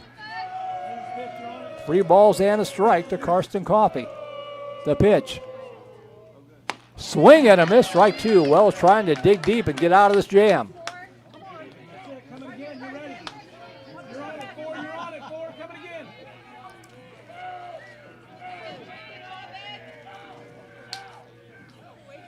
The 3-2 pitch. Up high, ball 4, and the bases are loaded.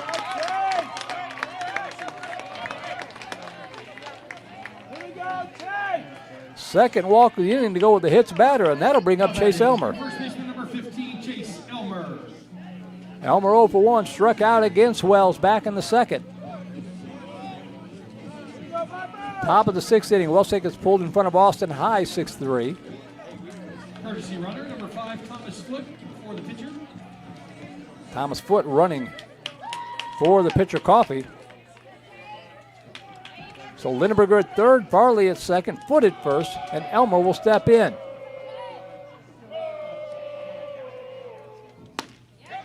Right down the pipe for strike one.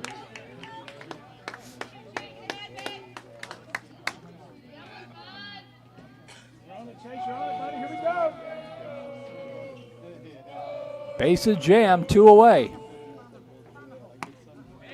Missed down low, ball one. Good eyes by Elmer. That was a tough pitch to take. Not far off the plate.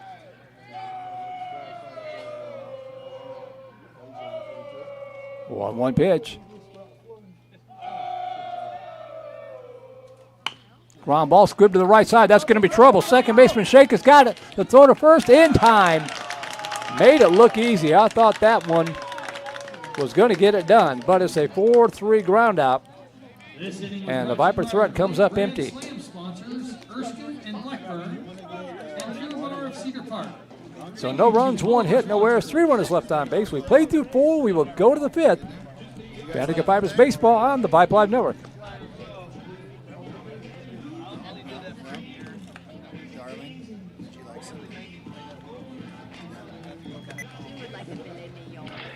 Vandegrift Baseball would like to thank our home run sponsors, Caldwell Banker Realty, Airco HVAC, Electrical and Plumbing.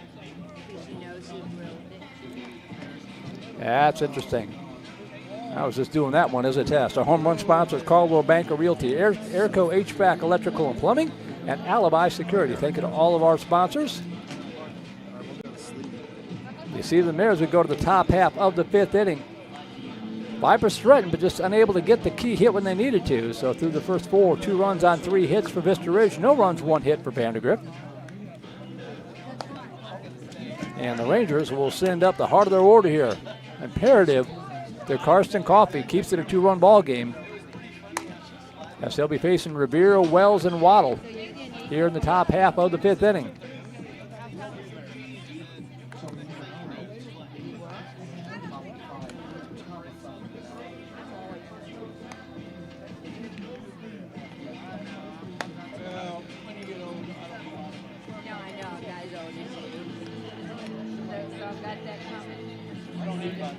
Nolan Revere will step in and lead it off. The Rangers shortstop sacrificed bunt in the first, struck out swinging in the second. That came against Vitek. Leading off for the Rangers in the top of the 5th, number 7, Nolan Revere. If you had someone cooking for you. So here's Revere to lead it off for Vista Ridge. Yeah, the first pitch from Coffey. Curveball. Bings in there for strike one.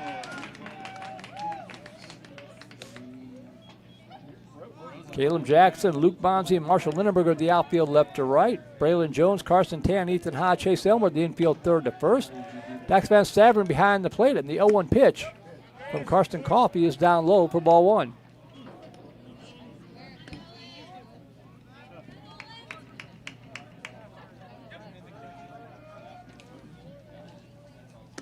Swing and a miss. Strike two.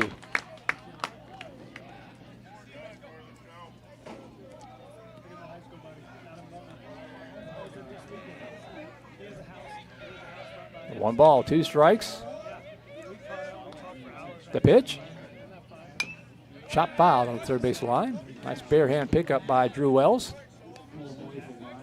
Not sure you want your left-handed pitcher spearing a ball with his left hand like that in the on-deck circle, but 1 ball, 2 strikes. Lifted down the right field line, slicing into foul territory, giving chase to Lindenberger, unable to get there, just out of reach. He ran a long ways, couldn't quite track it down. The count remains 1-2 to Revere.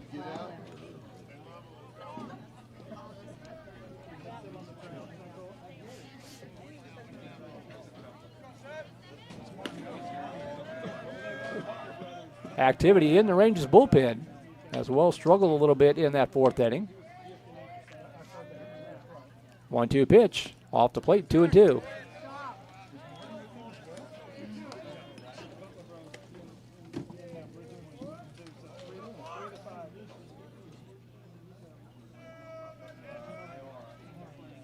Two balls and 2 strikes. Beautiful pitch, called strike 3. Had to wait on the umpire. But Revere's out on strikes for the second time tonight. 1 away Number 15, Drew Wells. for Drew Wells. As good as he's pitched, he's been an even bigger problem at the plate. A couple of doubles, including a ground rule RBI double in the first.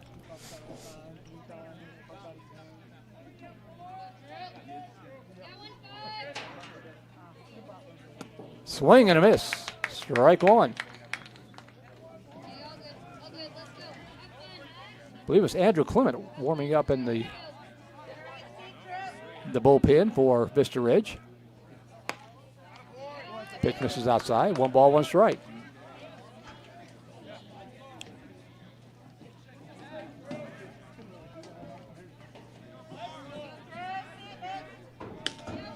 Well, 1 pitch. Misses off the plate, 2-1.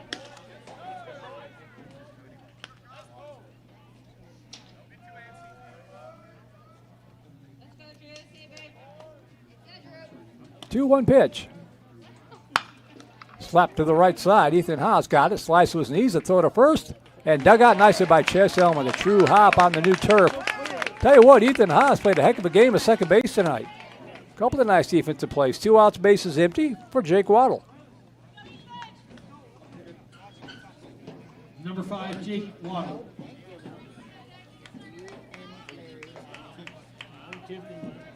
Waddle 0 for 1 with a walk. Flew out to the warning track in the 3rd inning to left field. And takes the first pitch in there, called strike 1 from Coffey.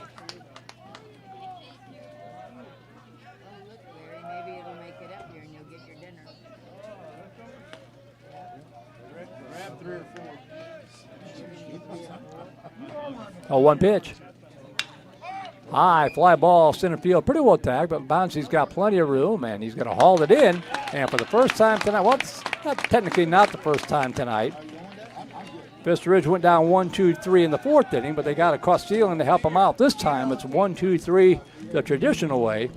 And we will go to the bottom half of the 5th inning, needing 2 runs to tie this thing up.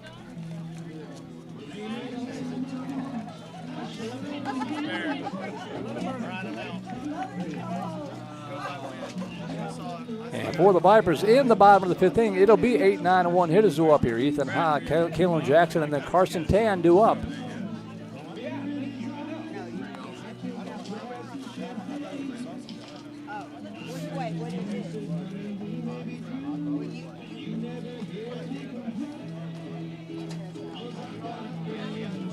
Waiting to see who takes the mound here for Vista Ridge in the 5th inning. If they will start out with Wells, looks like they will, because I see Clement going out to the outfield. So Drew Wells is at least going to start the inning. Top of the 7th inning out in the Hill Country. Bowie leading Dripping Springs 6-1. Dripping Springs has been hot. But Bowie also a very, very good baseball club.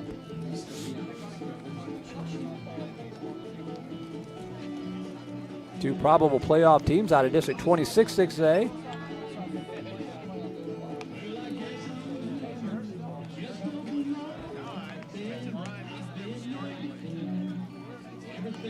Along with Lake Travis, of course, and then it's going to come down to Westlake or Austin High more than likely.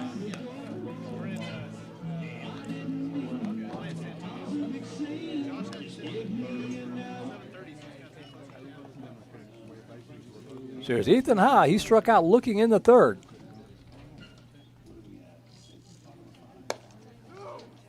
We'll see if Wells is dialed in the zone. In the bottom of the 5th inning, your second baseman, number 1, Ethan Ha. Wells last inning gave up a single, a hit batter, and 2 walks, and was able to pitch his way out of the mess. But we'll see how patient these 8-9-1 hitters are here against Wells to see if he's found the strike zone again. Rangers with one in the first, one in the second.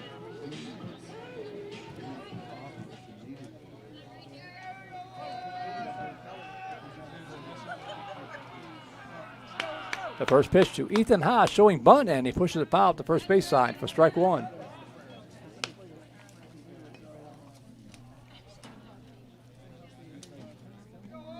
A couple of nice putouts in the field at second base.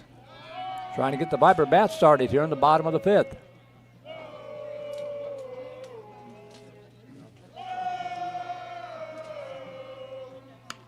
Bunts that one foul at the first base side of the count 0-2. Discussed it with himself.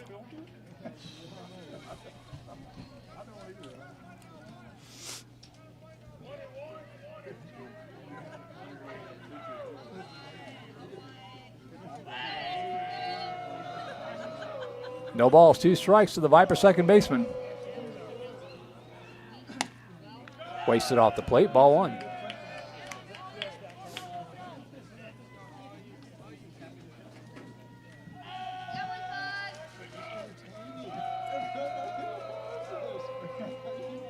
One-two pitch.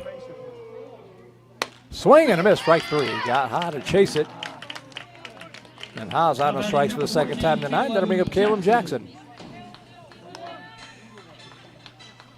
Jackson also strikeout victim in the third.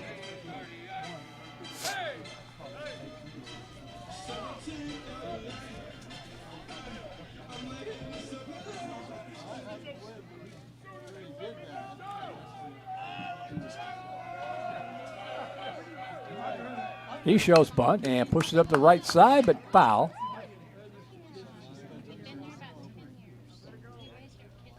Got up the base paths in a hurry, but he'll have to come back and try to do it again. Strike 1 the count.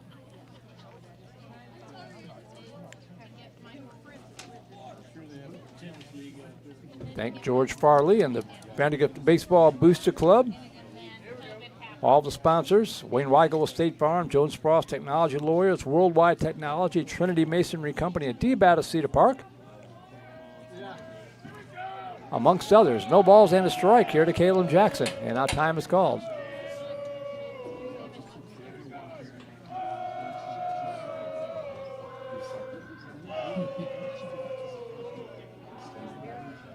A 1 pitch.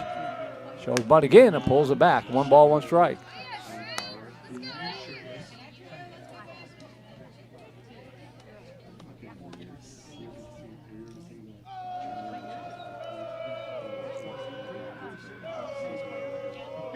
One ball, 1 strike, showing bunt. Infield comes charging in. He pulls it back, and the pitch on the outside corner for strike 2. And Jackson looked back at the umpire like, "Are you kidding me?"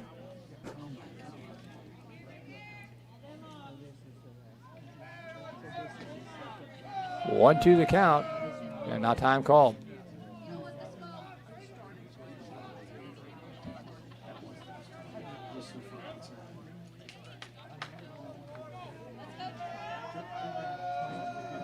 One-two pitch. Foul back. Had a cut. Fouled it straight back, so he didn't miss it by much.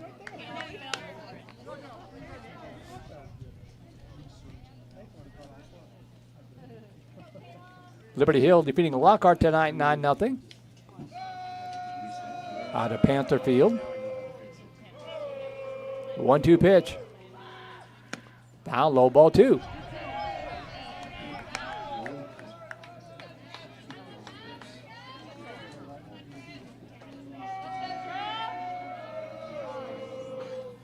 Two balls and 2 strikes to Caleb Jackson.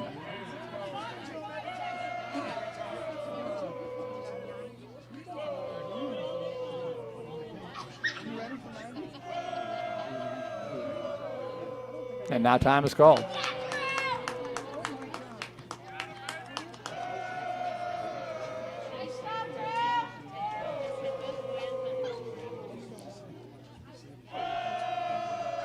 Two-two pitch. Yeah, that call, strike 3. Beautiful pitch for Wells.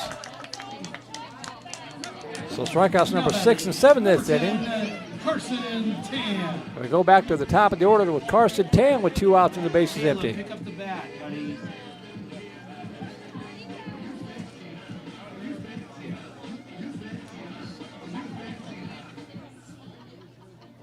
So here's Tan 0 for 2. Takes that pitch in there for strike one. Whatever was ailing Drew Wells last inning, he seems to have shaken it off here in the 5th. 0-1 pitch. That one spins off the plate. 1 ball, 1 strike. Carson Tan lined out the second, struck out in the 3rd.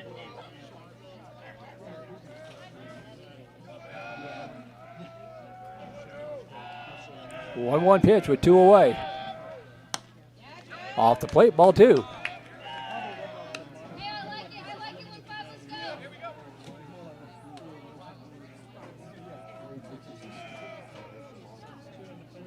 Pitch number 74 coming up here from Wells.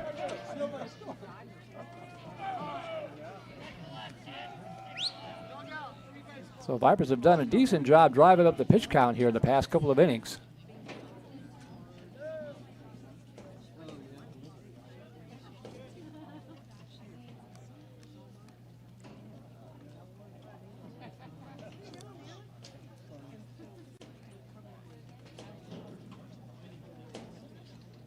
Waddle and Wells' conversation is over with. And Carson Tan digs back in from the right side. 2 balls, 1 strike with 2 away. The pitch. Down low, ball 3.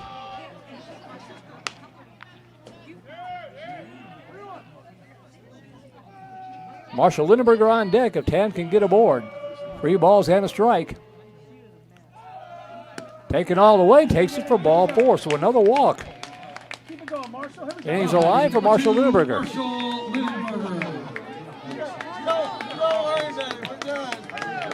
Lindenberger 1 for 2. The only hit for the Vipers tonight. Plopped one into shallow right field in the 4th inning.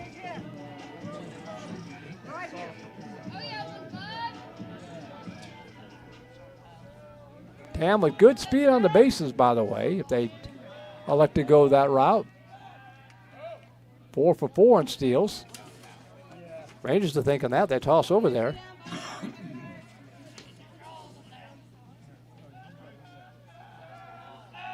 Runner at first with 2 away. Swing and a miss. Strike 1.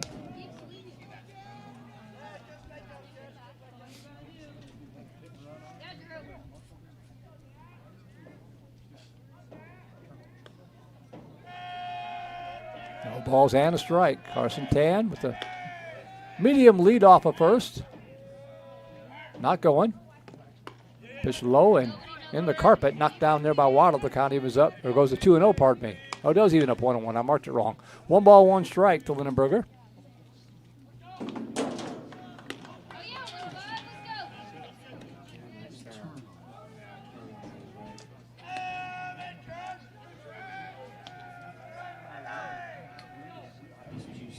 One ball and a strike to Marshall Lindenberger. High pop-up. Drifting back at the shortstop Revere. He's called off by his center fielder. And Blake Rimmer hauls it in to retire the side. So the Vipers get a 2-out walk but can't do anything with it. And we have played through 5. We will go to the 6th inning, still trailing it by 2-1, or 2-0. You're watching Vandegrift Vipers Baseball on the Vype Live Network. Got hot food, sweet treats.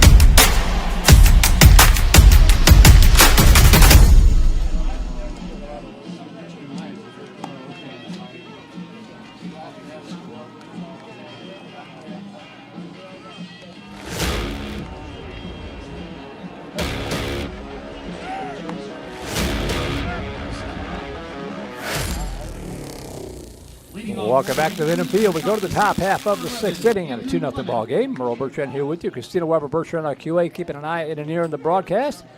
And she and you will be watching the 5, 6, and 7 hitters do up here. Andrew Clement, Dom Acevedo, and Sebastian Caban against Karsten Coffey, on for his 4th inning of work now since coming on in relief in the 3rd inning. And he deals the first pitch, strike 1 to Clement.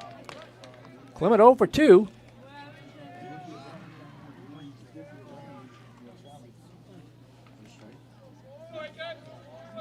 No balls and a strike to Clement. Pitches the outside corner for strike 2. They've gone final out in Dripping Springs, Bowie 6, Dripping Springs 1.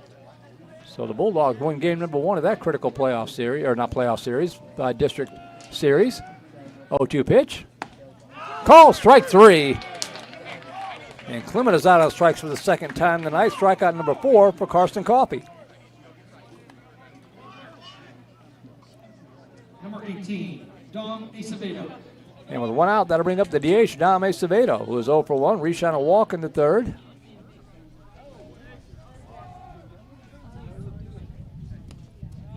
Pitch low and away, ball 1. Vipers have 6 outs remaining to make up the 2 runs, trying to keep Vista Ridge right where they are.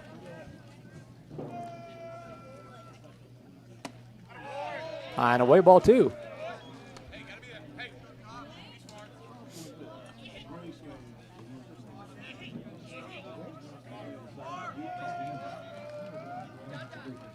Two balls, no strikes to Acevedo. Nice, off speed, drops in there for a strike. 2-1. Leander jumping all over Cedar Park tonight, 12-1 in 5 innings. 2-1 pitch. Fly ball right side. Drifting into foul territory, and Lindenberger with a diving attempt, unable to hang on to a ground, calls the fumble. And the ball comes loose, 2-2. Great effort again by Lindenberger. He's already had one spectacular play. Almost made another one.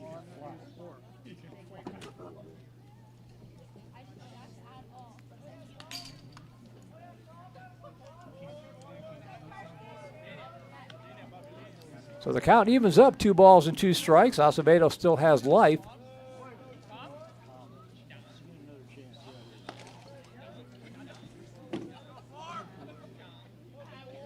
Two-two pitch.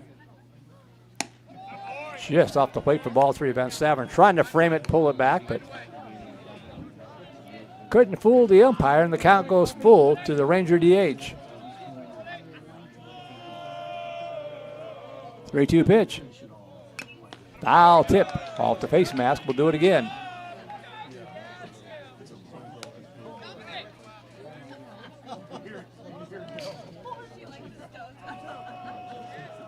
Sebastian Caban on deck, retrieving the loose baseball. 3 balls and 2 strikes to Acevedo. Got him, called strike 3.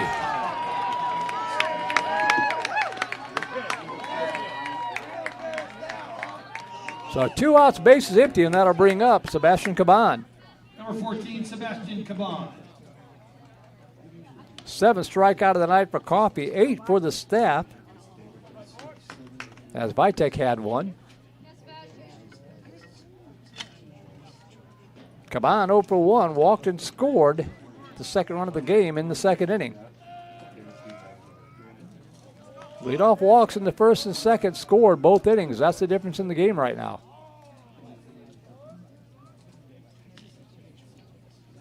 Swing and a miss, strike 1.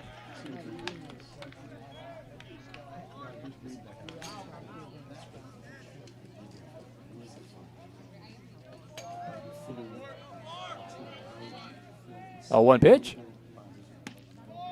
A little low, ball 1. 1 ball, 1 strike.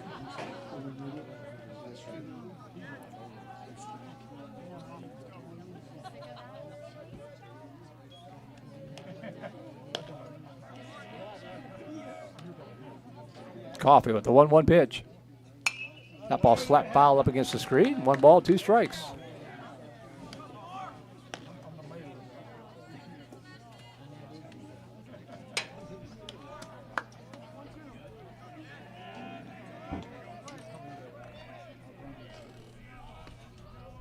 1-2 pitch with 2 away. Launch foul down the third base line. 2 arms loosening up now in the Ranger bullpen. Clement's one of them. He's been loosening up a couple of times tonight. They've got a second pitcher out there.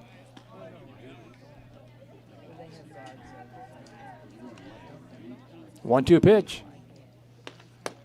Just a little high, and the count he was up 2-2.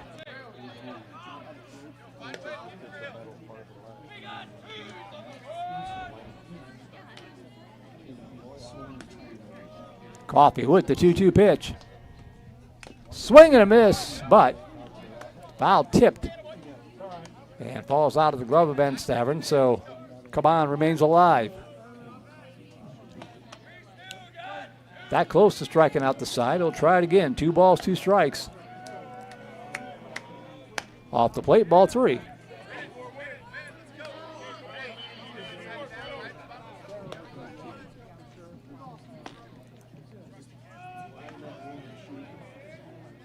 Three balls, 2 strikes, the pitch. Slap foul, will do it again.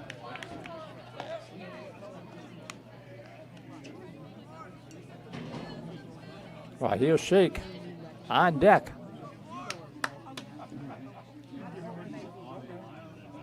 Three-two pitch.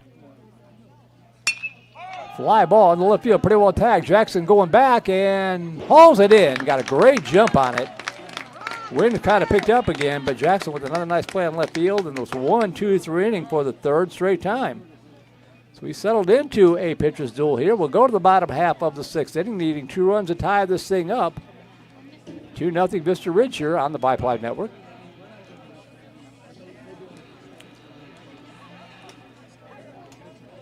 Westlake started slow against Austin High, but they're pouring it on now. 12-3 Chaparrals over Austin High in the top of the 7th inning over at Warner Field at Westlake.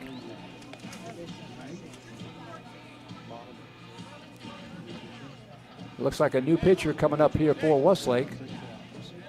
Or for Westlake. Got the Westlake on my brain. For Vista Ridge. I think it's Clement, number 11. Now pitching for the Rangers, number 11, Andrew Clement.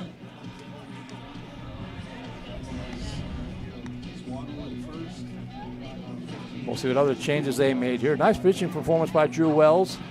Gave up 1 hit and struck out 7 Viper batters over 5 innings. McCann, the new right fielder.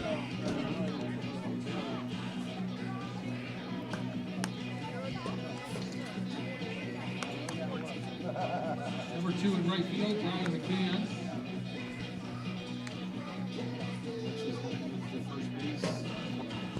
Number 15, Drew Wells, moves to first base.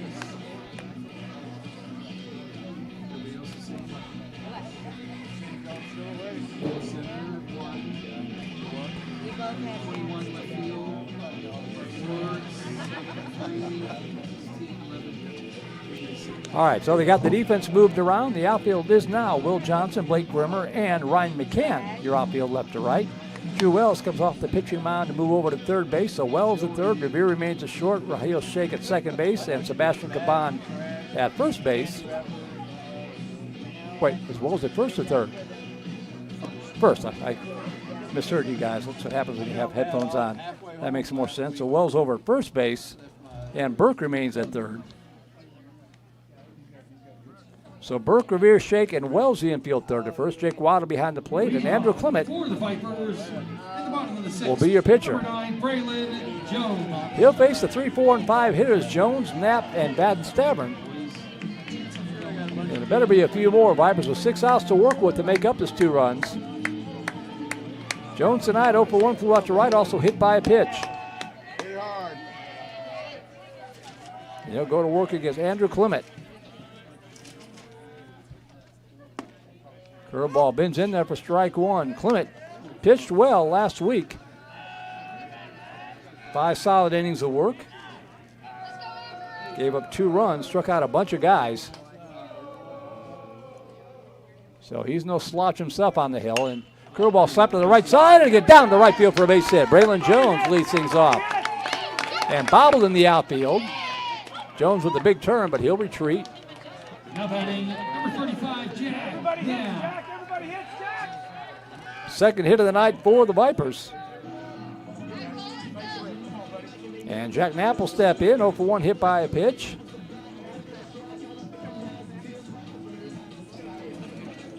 Anderson blasting Cedar Creek 18-0. That's a final out in Bastrop.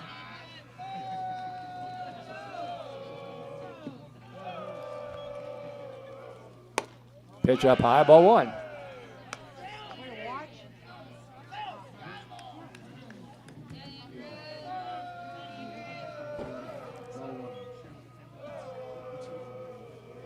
Jones, the leadoff single, has a short lead at first.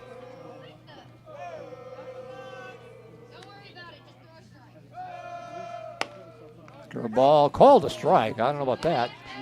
1 ball, 1 strike. Now you're ready. Now you're ready. Clement, 9 strikeouts in 5 innings last Wednesday night. Toss over to first base, runner dives back.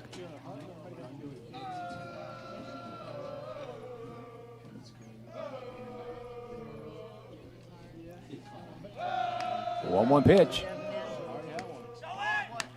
Showing bunt and bunts it foul. The count now 1-2.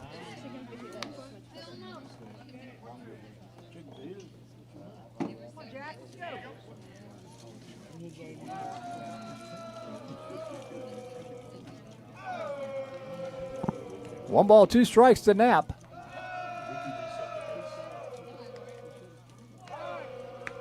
And time is called.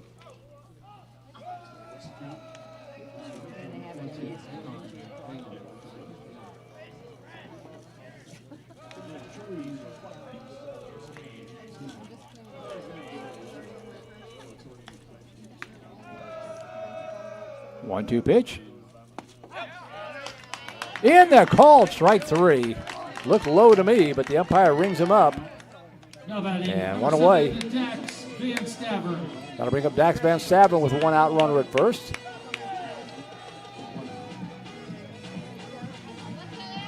Van Staveren, a sacrifice bunt and a walk in his 2 plate appearances of the night.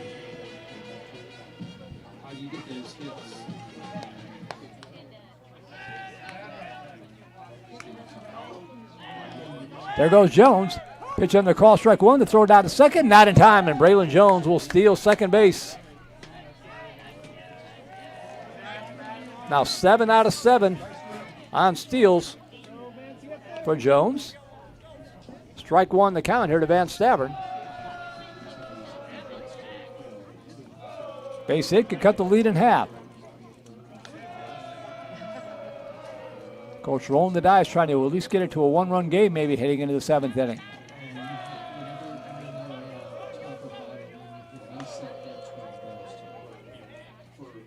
Check the swing. Did he go? Umpire says no on the appeal. 1 ball, 1 strike.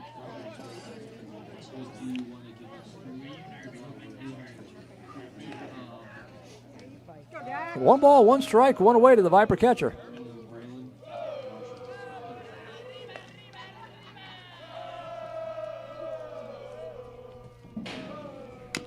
That one, tap foul on the count, 1-2. Viper Soccer leading 3-0 now. Late in their every round matchup against Churchill. So it looks like the boys soccer team's going to advance to the regional round. No word on the girls.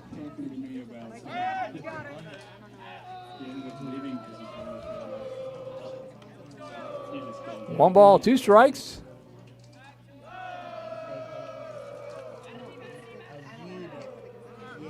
Swing and a miss, strike 3. Got him to chase the high heat.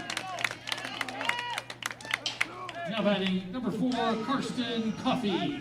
And with 2 outs, that'll leave it up to Karsten Coffey, trying to help his own cause. 0 for 1 with a walk. Both at bats against Drew Wells.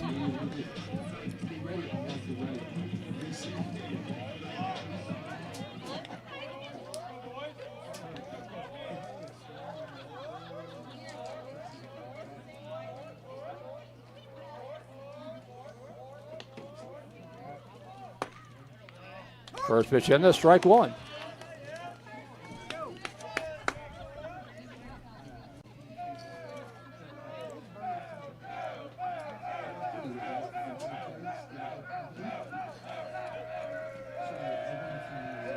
0-1 pitch.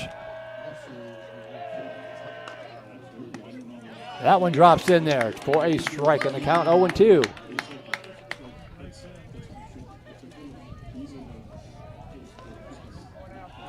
Vipers have base runners in scoring position 3 times, but unable to get them all the way around. No balls, 2 strikes with 2 away. There goes Jones. Throw down to third. He's in there, probably trying to draw what almost happened, trying to draw a bad throw, but a nice play by Burke at third to keep that ball from going out to the outfield. So now 1 ball and 2 strikes, runner at third. Maybe a wild pitch or a pass ball could get Jones home. 1-2 pitch. Inside, 2-2, good take.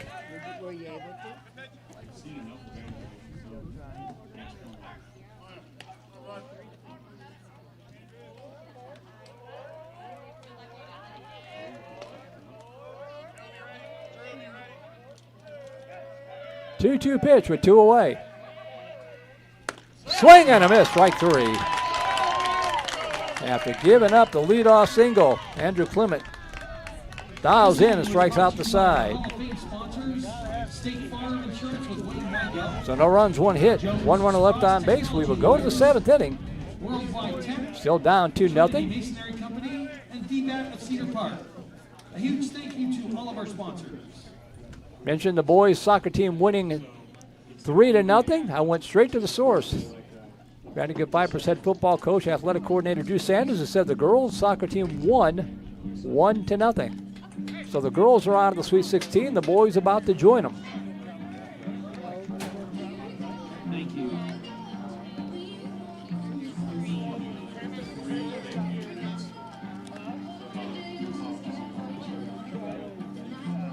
So we go to the top of the 7th, 8-9-1 hitters go up here for Vista Ridge. 2 runs on 3 hits, no errors for the Rangers. No runs, 2 hits, no errors for Vandegrift. Once again, a low-scoring, tight pitcher's duel. Vipers won game 1 last week, 2-0. Rangers trying to return the favor at Venom Field with 1 out, with 1 inning left to go.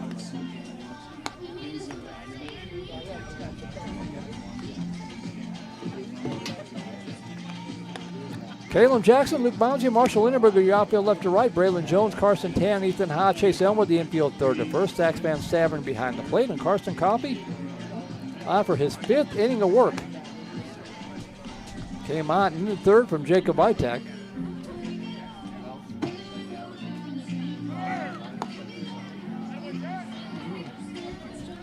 Giving up just 1 hit, struck out 6. Leading off for the Rangers in the top of the 7th, number 3, Raheel Sheikh.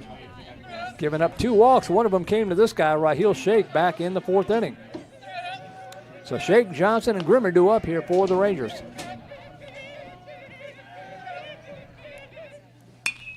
High fly ball, right side. Drifting back is Ethan Ha, and he will haul it in. 1 pitch, 1 out here in the Ranger 4th. 1 away for Will Johnson. Number 21, Will Johnson. Johnson 0 for 2, flew out to right, struck out in the 4th.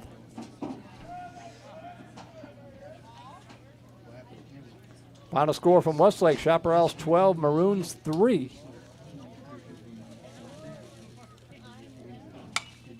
Swung on and fouled on the left field line for strike 1. Looking ahead to the Vipers 7th, it'll be the 7, 8, and 9 hitters, Elmer, Ha, Jackson, and better be a few more.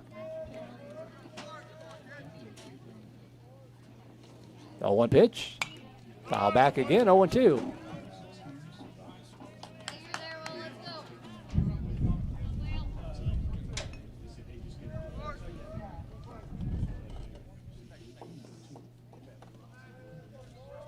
Oh-2 pitch. Swing and a miss, strike 3. Johnson out on strikes. Strikeout number 7 for Coffey, and back to the top of the order, and Blake Grimmer will go.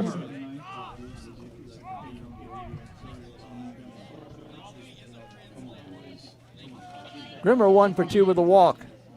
Run scored. That ball slapped in the right center field, and that's going to drop in there for a base hit. So Grimmer continues to be a pain. 2 outs, runner first for Nolan Revere. Number 7, Nolan Revere. Revere sacrificed bunt and a couple strikeouts on the night.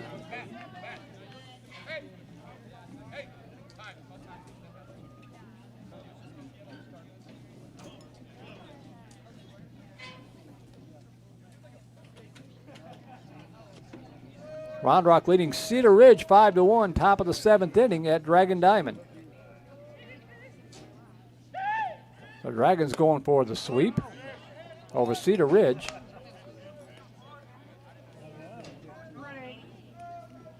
First pitch stays up high, ball 1.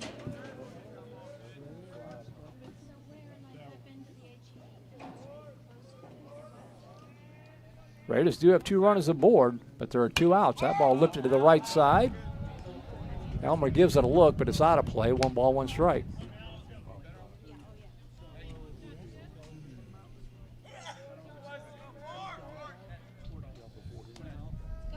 One ball, 1 strike to the Ranger shortstop, Nolan Revere. Who caught him leaning. But Grimmer able to dive back in under the tag.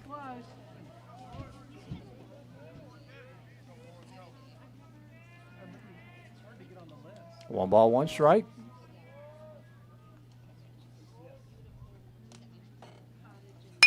That ball slapped to the right side. That's going to get down for a base hit. Making the turn at second, heading for third is Grimmer. The throw coming in. It is up the line, and the Rangers have runners at the corners with 2 away.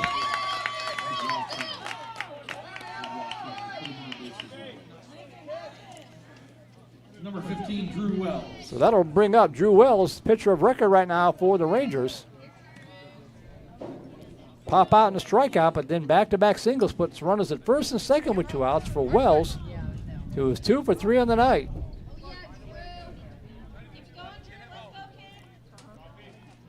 Cedar Ridge has loaded the bases in the top of the 7th with 2 outs against Round Rock, down 5-1. They're going to put Wells aboard.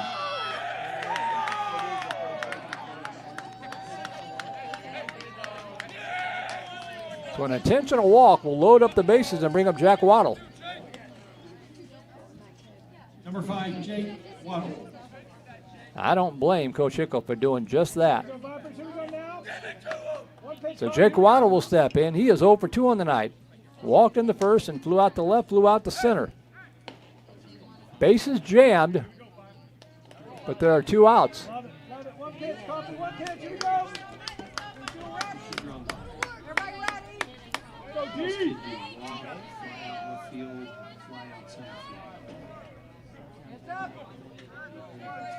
Coffee trying to keep it a 2-run game. Bases loaded, 2 outs. Swing and a miss, strike 1.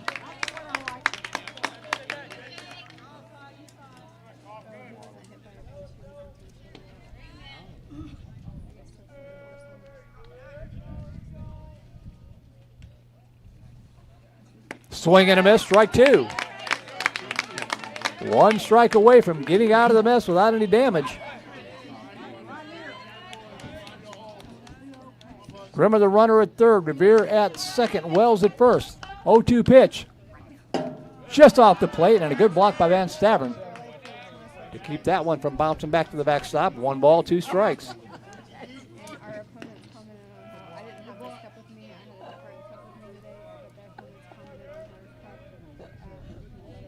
One ball, 2 strikes. The pitch from Coffee. Swing and a miss, strike 3, got out of it. Woo. And we'll keep it here for some sounds of the ballpark, needing 2 to tie and 3 to pull out of the fire here on the Vype Live Network. Way to go, Vipers.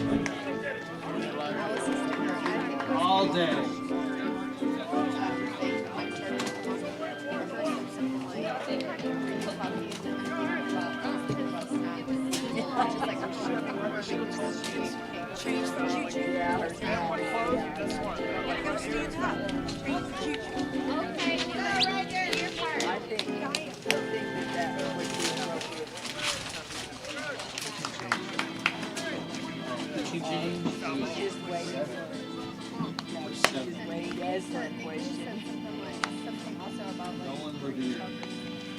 Now pitching for the Rangers, number 7, Nolan Revere. Where we see like short.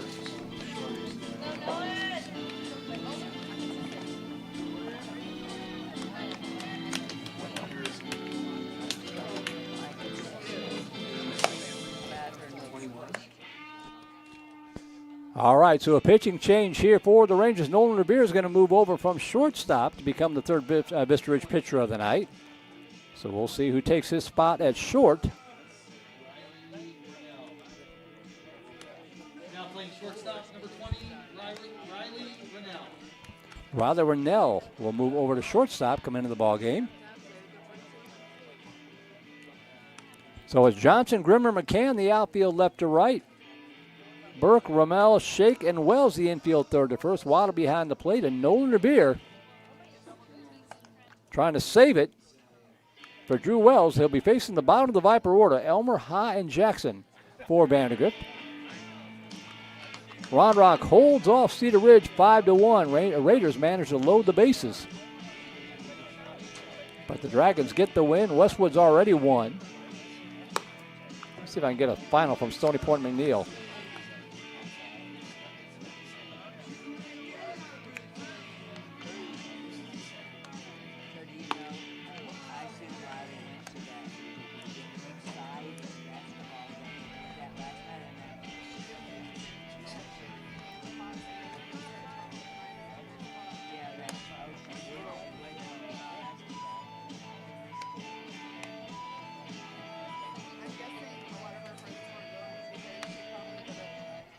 So Chase Elmer will step in and lead it off with the Vipers. They need 2 runs to keep this game alive. Leading off for the Vipers in the bottom of the 7th, number 15, Chase Elmer. Elmer 0 for 2, struck out and grounded out to second. Elmer, Ha, Jackson, then hopefully Tam, Lindenberger, Jones, and Knapp. To go to work against Nolan Revere.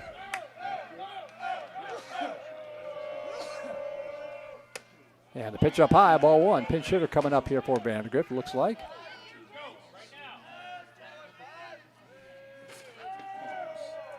Going to be Caden Qualls on deck. That pitch a letter high strike. 1 ball, 1 strike.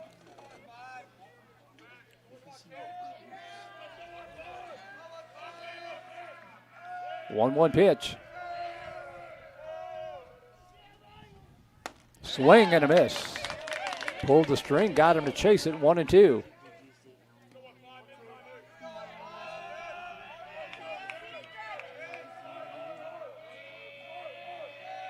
One ball, 2 strikes.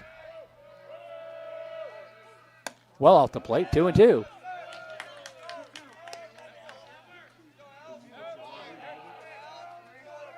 Two balls, 2 strikes to the Viper first baseman. Way off the plate, ball 3. Get on board any way, anyhow. Get that tying run at the plate. Fell behind the count 0-2. Now the count is full. Here comes the payoff. Swing and a miss. Strike 3. Revere got him. And there's 1 away. Number 8, Caden Qualls. So Caden Qualls will pinch hit.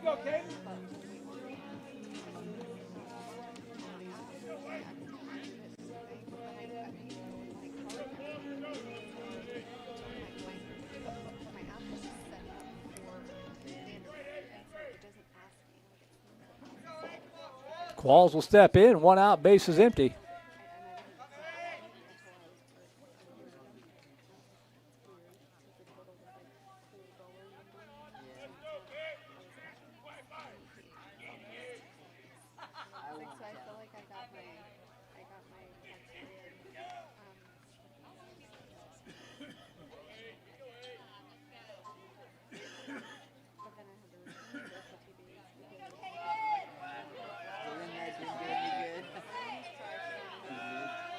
All right, so Qualls digs in from the right side, trying to get on board.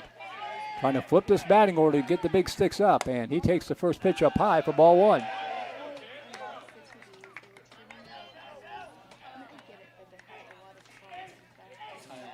On deck for the Vipers, Tyler Miller. Check the swing. Did he go? Yes, he did. Strike one. 1 ball, 1 strike.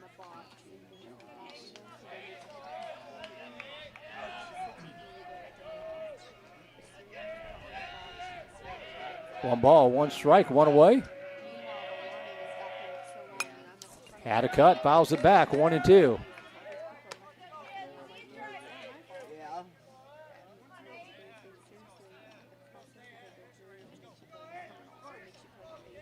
One ball, 2 strikes.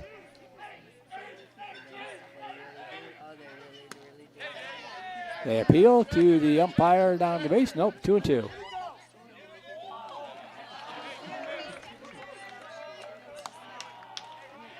So 2 balls, 2 strikes to Qualls.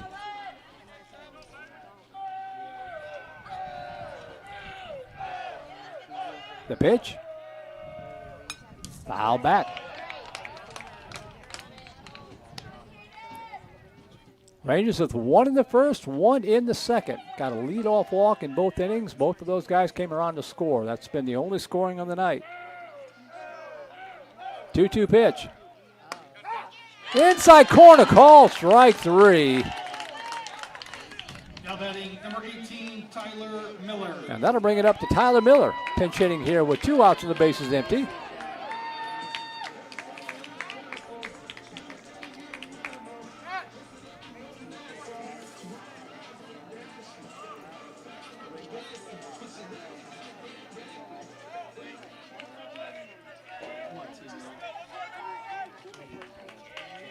Miller trying to get on board to bring the tying run to the plate.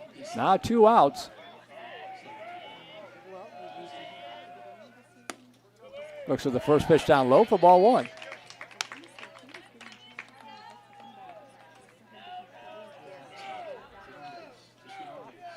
The 1-0 pitch. Off the plate, ball 2. Hitters count now, 2-0.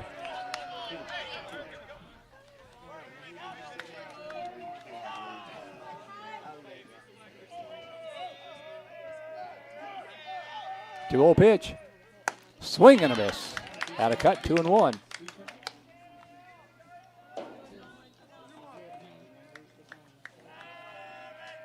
Two balls, 1 strike.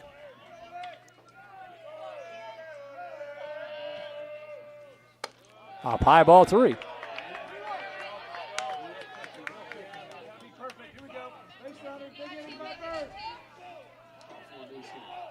Three-one pitch. Swing and a miss, strike 2, and the count goes full. Vipers down to the final strike. Nolan Revere trying to close it out. Tyler Miller trying to get on board and keep the game alive. Carson Tan on deck. 3 balls, 2 strikes. Swing and a miss, strike 3. Revere strikes out the side. Rangers pitching, both relief pitchers striking out the side of the 6th and the 7th. And that is going to be your final score. 2-0, Vista Ridge.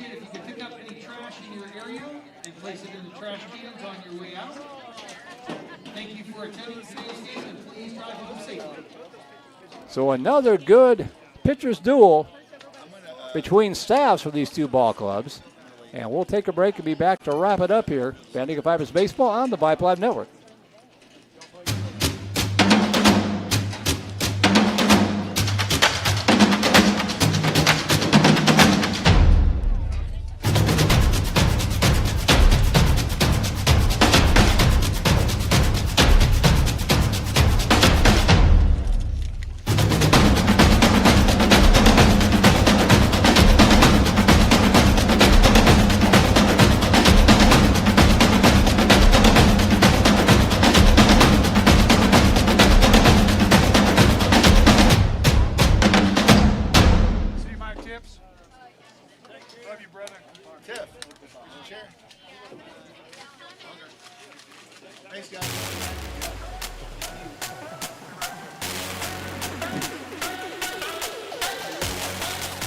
Welcome back to Venom Field. Your final score, Vista Ridge defeating the Vandegrift Vipers by a final score of 2-0. Merle Bertrand back here with a very short post-game show.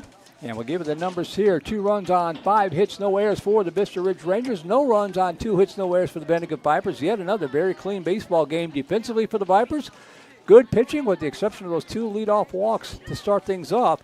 But the Viper bats a little bit quiet. Vista Ridge improving now on the season too.